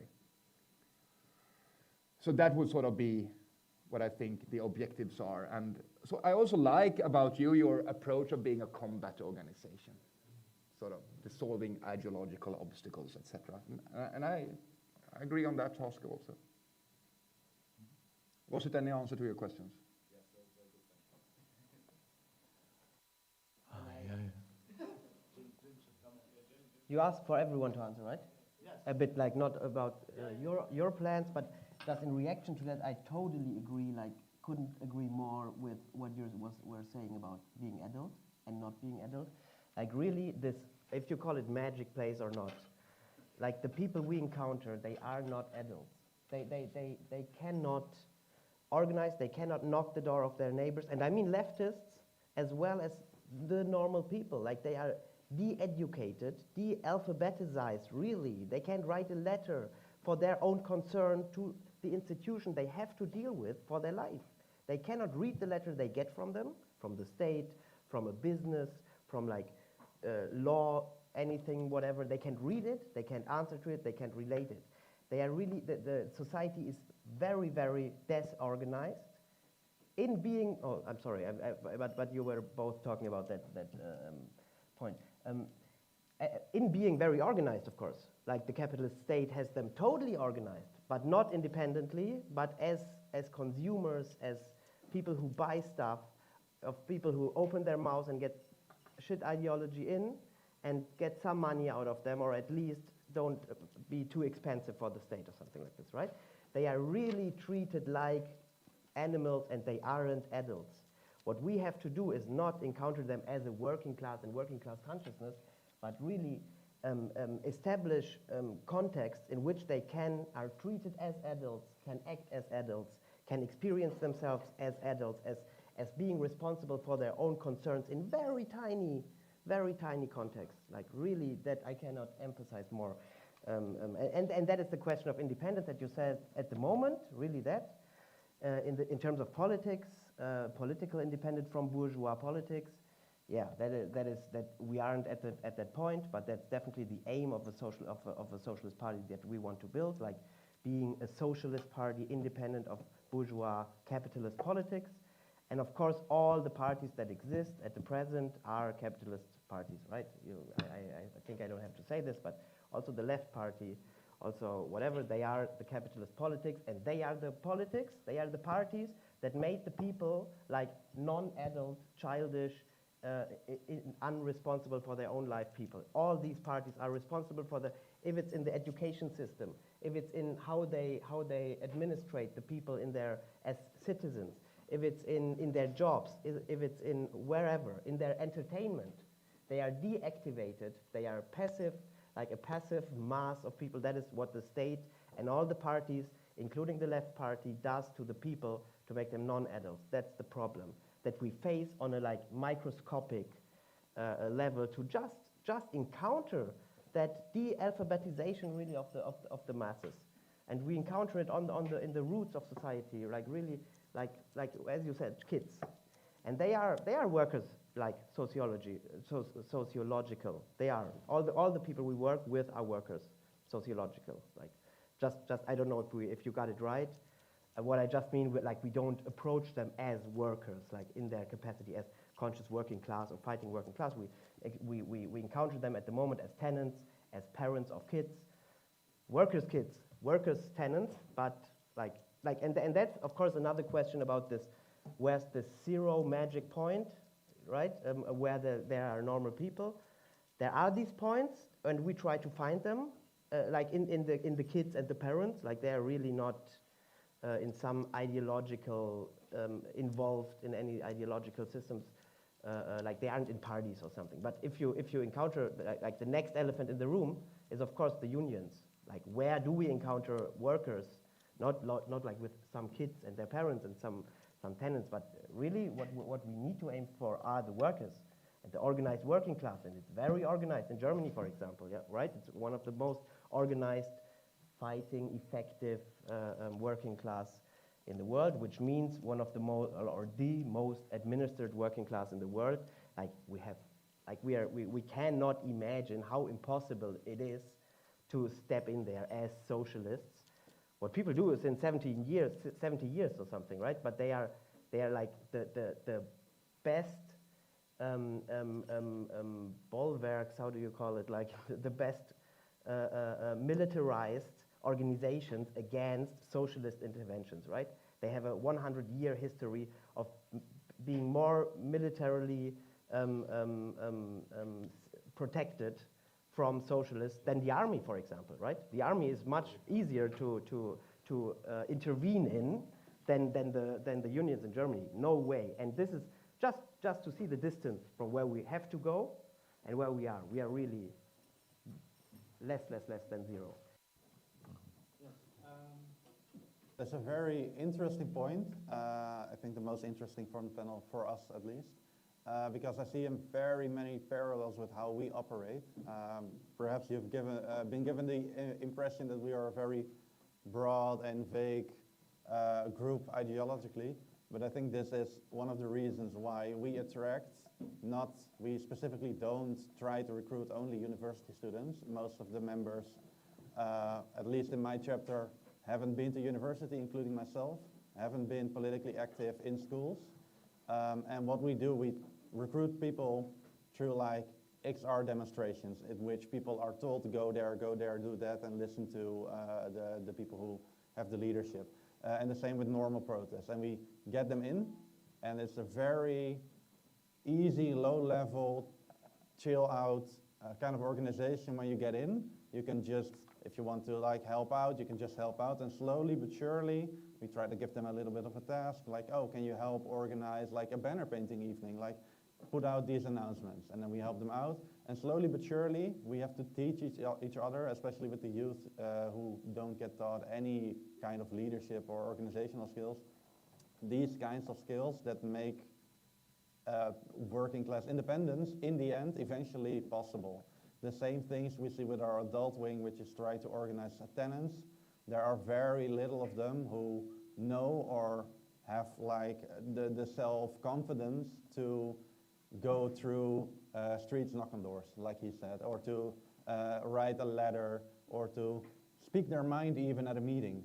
And it really has, and I think that is the task that we need to do as socialists, is first with our own cadre, everyone who wants to get in, get them in, don't throw 100 books at them, just slowly but surely teach them up from the ground up to be organizationally independent and have confidence in themselves. And then once you have some people to actually do something, do that with a tenant union or some sort of student occupation or whatever your specific circumstance as a person is.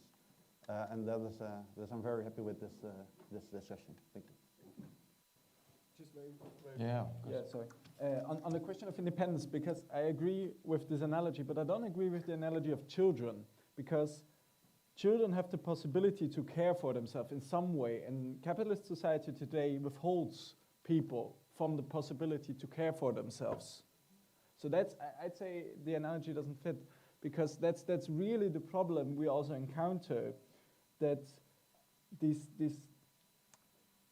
also this feeling of people that the society doesn't give them the tools or the possibility to care for themselves anymore. They're just like, they're at the will of like politics, they're at the will of the ruling parties. And that's also, I think, a reason for a lot of discontent in society, this feeling of unfreedom. And it's also what I'd say is our task, that we give people, not even working class, but like people, the possibility to be able to care for themselves, to articulate their own interests, and to not only articulate, but just like bring them to the society, to give them back some sort of, or give them individual freedoms of some sort in a society that is full of unfreedom. I just needed a tiny notion Nah, come on, Jim. it's of course not only them who are not adults, it's most of all ourselves. Like, we go in the field and we have no idea what tenants, how do we lower the rent? How do we act with the landlords or whomever? We're also children, yeah. Yeah, I guess I, in some sense, want to come back to Ephraim's question about history and maybe put it a little bit more archly. I mean, I guess I might begin by, saying in Platypus, we have a conceit, which I think is really very tricky, that through, or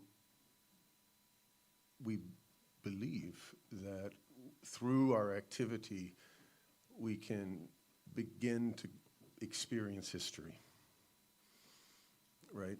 That somehow, in some negative sense, through, however improbably, hosting a conversation on the left, we can experience history. And I want to raise this question of, can you experience history through your activity? Right, because the issue of, I think even the question of, why do we need a party needs to be thematized a little bit more, right? Like, we don't need a party to be the, the general staff of the revolution, right? To order it to happen, right? No party ever made a revolution, right? That way. We need the party in order, in some sense, to experience our activity as historical, right? For historical consciousness, right? This question. And that's a very different notion of historical consciousness than, a bourgeois sort of labor metaphysical conception of theory and practice, right? That, like, you fail because you're trying to build a house and you fail because the roof leaks, and you know how to build a house better, right? It's not that, right? It's not history conceived in those terms, right? As like the growing dominance of labor, right? in that sense, it's not a bourgeois conception of historical experience, exactly. When we say things like we live after 1989, or leftists refuse to reflect because they think it's still 1970, right? I mean, I guess I would ask, first of all, what's 1970? But what does it mean to reflect, right? Like, obviously 1970s come after the 60s and before the 80s, but that's not what we mean historically, right? Maybe the 70s are regressive in relation to the 60s or something else. Maybe they're a repetition, right? So I think that, I think even to a degree there's a crisis within Platypus around this issue, right? Of, what does it mean to experience our moment now after the wave of the millennial left, right? In this period of seeming, after the crisis. What does it mean to experience history, and how does that come up through the types of activities that you're talking about?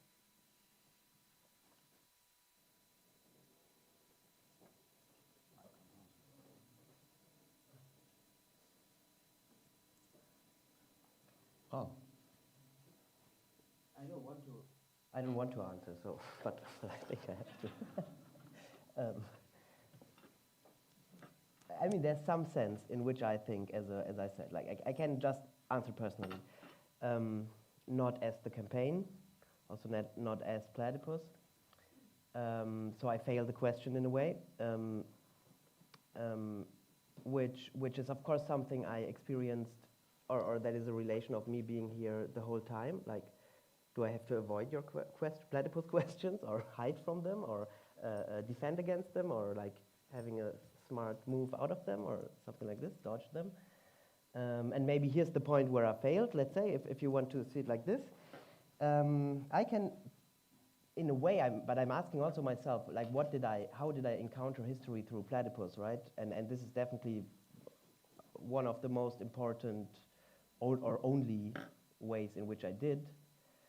And there was some historical experience I expressed before, which was like my, let's say, naive, early encountering of the left, or being part of the left in trying to repeat the new left. Really, really, I heard the music of them. I was in the Trotskyist sects, and then I tried to be a hippie too, and stuff like this. This was a historical experience, and there was something like in a sense in which that was an obstacle. And then Platypus was, of course, a very much historical experience of maybe something like history, but only in this very negative sense, in which I recognized the failure or the way in which history is really an obstacle and not a means. Like, all the Marxists are always like having like history as a means for what they do, and may it be legitimation, justification of what they do, but they think of history as a means. And what I think, like, to sum it up very shortly, I learned history as an obstacle to the left and their tactics and what they want to do, and action and doing socialism, working for it. And I think that also informs the campaign in the way that we try to dodge it then, right? Like, we try to then not make historical claims. And this is now what you're bringing up. I'm just like, in a way, repeating your question in other terms, like saying, okay, now you're saying, okay, you're dodging history, so isn't history coming back, or where is it then? I don't know. That's where I fail.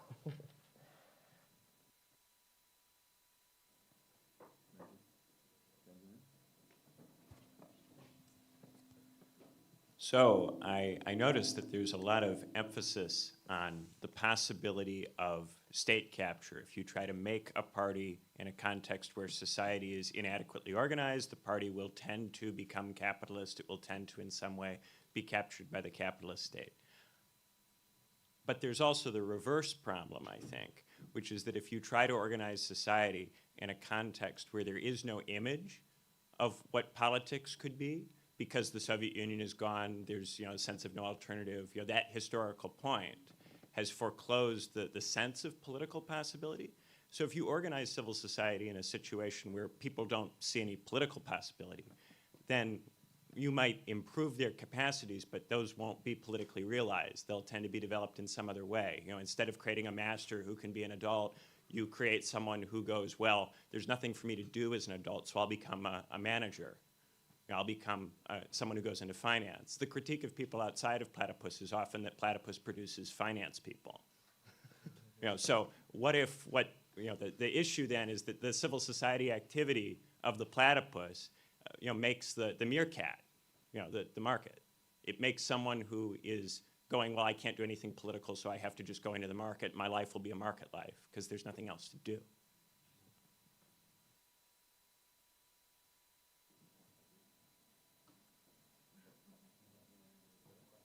What was the question? Ben, what was the question? The question is there also a problem with trying to do society organizing outside of a political project? That without the political idea that is compelling in some way, the fact that anytime you bring up Marxism, the worker goes, ugh, what's that? You can't do anything with that. Soviet Union, blah, right? The fact that that's what happens means that when you organize civil society, it doesn't seem like that gets you a result. So the question is, does this matter for the civil society organizing? Do you think about it when you do civil society organizing? Is there something you can do about that problem? Good question. Short answer, I think. I think it's very important. At least, well, as you said, you can't just go to workers anymore and say, oh, look at the Soviet Union. Wasn't that cool? Everyone will say, but it's dead. And it is dead. It failed. So you can't just easily use it as a rallying cry or an example for people to aspire to. So I think what most people do when we are on the ground, like trying to convince people, and I think you can see examples like with speakers online on YouTube, they go to people like, oh, doesn't your boss suck? Wouldn't it be better if like you and your colleagues like elected your own boss? And those are like very tiny steps that in themselves don't make a Marxist society description as a whole. But those are ways in which you can start to, how do you say that, like try to invite people to start to think about new possible ways of organizing a society. And eventually those things must come together into a more coherent whole as soon as you grow as a party. But to begin to convince people, you need to like pinpoint the specific problems that they have within mostly in a class background, because most of the problems we try to tackle are class-based. And you can easily say, hey, this problem sucks. In the problem itself, you can find its negation, to use some complicated terms. So that would be my answer. Also related to the question before again with history, I mean they are related, right? Because it's about the images of history. How do they play out? Are they a means or are they an obstacle? And I mean it's a version of the aim and utopia of platypus, like, or what is platypus for, is to free the minds of the present from the images of the past, right? That are boundaries or limitations to our imagination. And I mean, of course, it's very, it wouldn't be true to say that is what we do in the campaign, but let's say there is, the question might be informed by, okay, platypus has done that, like for me it is informed as a platypus member, like not for the campaign, and basically it's of course it's also not how platypus thinks about platypus, and it's not how the campaign thinks about platypus or the campaign. But a way I would think about it is like, for me it's an attempt of like tipping into the question, has platypus in the, not 10 years, like 17 years or whatever, like trained, worked through historical obstacles and trained enough cadres to be free to now, without like these limiting images from history, make politics, like make the attempt again. And of course, probably it's a few hundred people that we educated, maybe it's a few thousand if you make it more, but like definitely not cadres in the way. maybe in any way, but let's say this, you could relate this question to this, and it's the way I personally think about it. Like a task for platypus could be to resolve those obstacles, without these obstacles and wrong images that are obstacles, then attempt as a free generation the task again. Ben's question, I think Jim said a lot of smart things here. I agree about, but also there is a problem, of course, and you're pointing to. I agree, but there can also be the case that tools to really solve that aren't present at hand, but could eventually appear on the journey, hopefully. Yeah, but just I can answer that. I don't know if I got the question right, or I've even got the statement right, but I found it quite interesting. But what I can say is that there's a problem with this non-political perspective, that in some sense, if your project is pre-political and it's not showing towards something, what you actually do is telling people, oh, that's all just kind of some exercise and it's training to get to understand what needs to be done really, what really needs to be done. And the problem is, if you're in that mindset, you're not doing it right. So on the one hand, you have to say, okay, we're not like the other leftists. I probably agree that we all say, okay, we're not organizing for the revolution tomorrow because it's there tomorrow and the workers are waiting for us and this and that. But what is it then what we do? Because we're making a means to an end. We saying, okay, we're organizing for a possibility of really organizing people for something. But if you're doing that in that mindset, you're not really organizing people for something. It becomes a circle. And it's a hard question I don't know the answer to, but it's something that really occurs to me in my organization, just on like very subjective factors, because it's not really interesting for someone to join an organization which is saying like, oh yeah, join us because you're doing years of unpaid exercise for the possibility of that some change might be possible. We don't know what kind of change. So it's not really interesting to join some kind of organization that is really doing like this, and it's a theoretical problem, it's also a very practical problem. Yes. To comment on that, just really quick, I know you want to break this off. But that's not really a problem in sort of the workplace arena, because there is motivation for people to do things, because it affects them. And you were opening with that, reform and revolution, so that might be a good way to close it. Because even though you pursue whatever, shorter work hours or higher pay or whatever, for a different reason than those you're pursuing that with, doesn't really matter so much, in my opinion. So there is always this potential to do this, in my experience, and I think that's what's need to be taken seriously. Yeah, I think that's the task that's there, to have something that can serve both means, so that you can get a possibility of something, and it just really is, yeah, something better for people. That's something they want, so to say. Something that's also, if it's not just an exercise, it's nicer to have that. It's a better thing. You do it to build power. Yeah. They might embark on that to get higher pay. Yeah. Yeah. But I think it's also a necessity to get projects out of the workplace there, because we have unions, we have the problem with building power there. So like Jim said, this project, so how can you build power in different parts of civil society? That's next panel.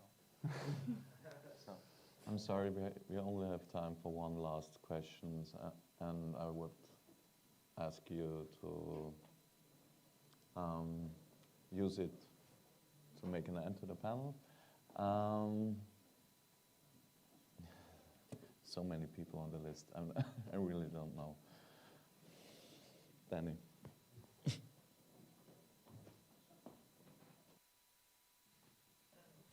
I'll try to be quick about this.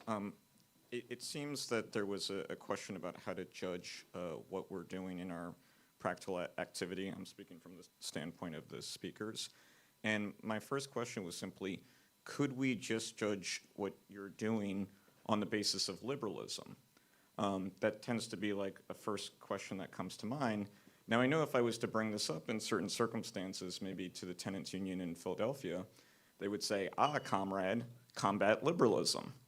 Meaning even as soon as that question is raised, then there's some kind of part of the history of the left that seems to intervene on why, no, we couldn't recognize ourselves as being liberal activists, there's something different. And I feel like, going back to maybe Spencer and Ephraim's question, that's related to the party, meaning that it allowed people to recognize, yes, what we're doing, maybe everything that we're doing is liberal, and that maybe only in the final instance would it have anything that pointed beyond that horizon. So I guess I would just raise, this question, is it fine and fair to just maybe judge everything at the standpoint of liberalism? Meaning, Jim, you brought up all sorts of parties that are very effective at the level of civil society, and even if Marxism was wrong, you would still want a robust civil society. I would hope. I would be the kind of world I would want to live in. So just those two questions.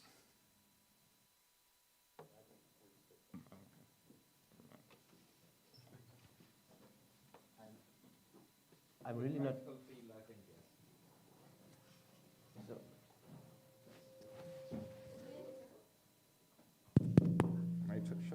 You muted me. In the so-called practical field, if we call it that. Yeah, I think, yes.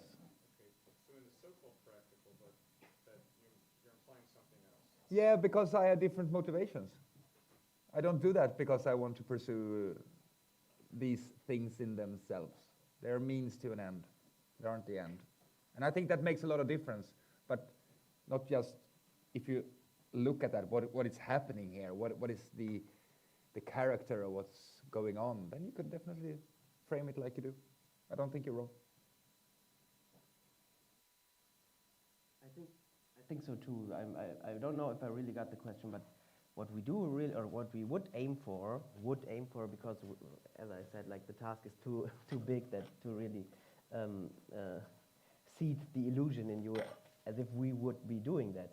But what we would like to do is, or what would be like the trajectory of what we do is reconstitution of like liberal civil society and bourgeois subjects acting in their own interest or something like this.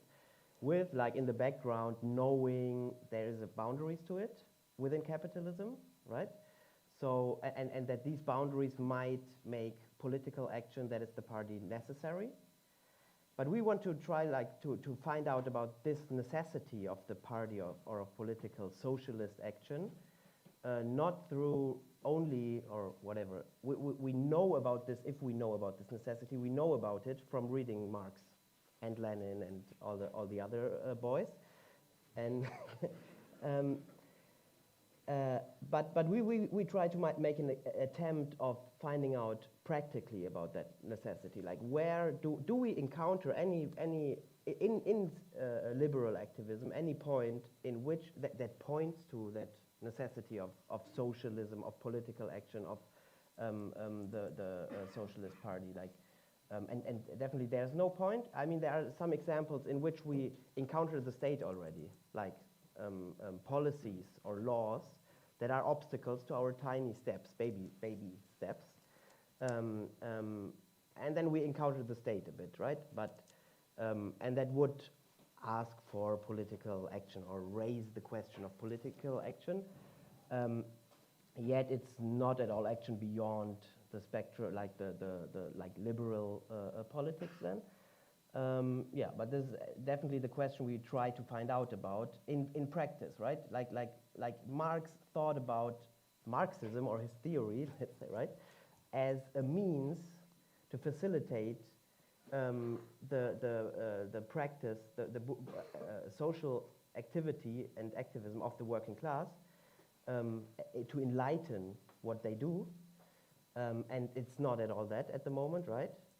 And the question is like, do we need to reconstitute this kind of liberal activism of the working class to go to the same boundaries or similar boundaries of capitalism to, in practice, ask about the necessity of socialism as a different politics from liberalism in practice.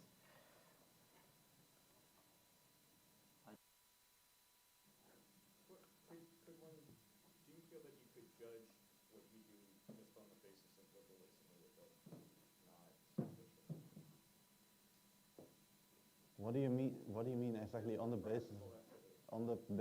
Judging it on the basis of liberalism. What can you like shortly explain what you exactly mean with that? Like in other words, maybe every.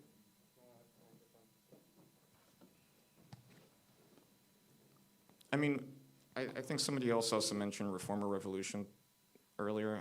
I forget. I apologize. I think Jacob, you might have mentioned it. In other words, the whole debate that shows up at the turn of the century is that what really differentiates Marxism from liberalism. And like the whole thing with Luxembourg is it's only the final goal. Otherwise, maybe every single thing one is doing is liberal activism. And that's where it seems to reach this kind of point, but it feels kind of odd for us to do so. At least that's my opinion today, where like, oh, I'm gonna say, no, this is a Marxist tenant organizing group or a Marxist bowling club. I understand the question now. I think that not the goal, but like the concrete activity that, for example, bowling club is a very simple example. Bowling club is, in its essence, an apolitical concept. But I think the difference between like a socialist version and a non-socialist version of that would be both the people in it and also a sort of background vibe, or whatever you want to call it, a background political idea, which is much less strong in like real social events and organization, but in a tenants union, just having some influence from an ideology in that, especially in a tenants union, which is explicitly a class conflict between landlords and people who have to rent, that does impact the way that they work. So I think you can differentiate charity work and organizational work based on if it has the political aspect. I think social organizations are more meant to, so for bowling clubs are more meant to just give the working class a space to be the working class with each other, instead of having to join a paid-for club that is dominated or run by some kind of business owner. I agree with the comment of the Netherlands that there's, on the practical level, you can differentiate in like the methods, but I think it's also true that it's just, yeah, in some sort liberalism, because I think we all agreed on this like analogy of children and just like becoming adults, and that's just basically the point, right? To give people the possibility of caring for themselves, expressing themselves, expressing their interest, and also changing society in their interests.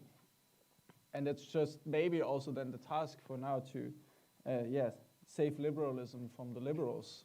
It's kind of strange, but yeah, in some sense, maybe it is.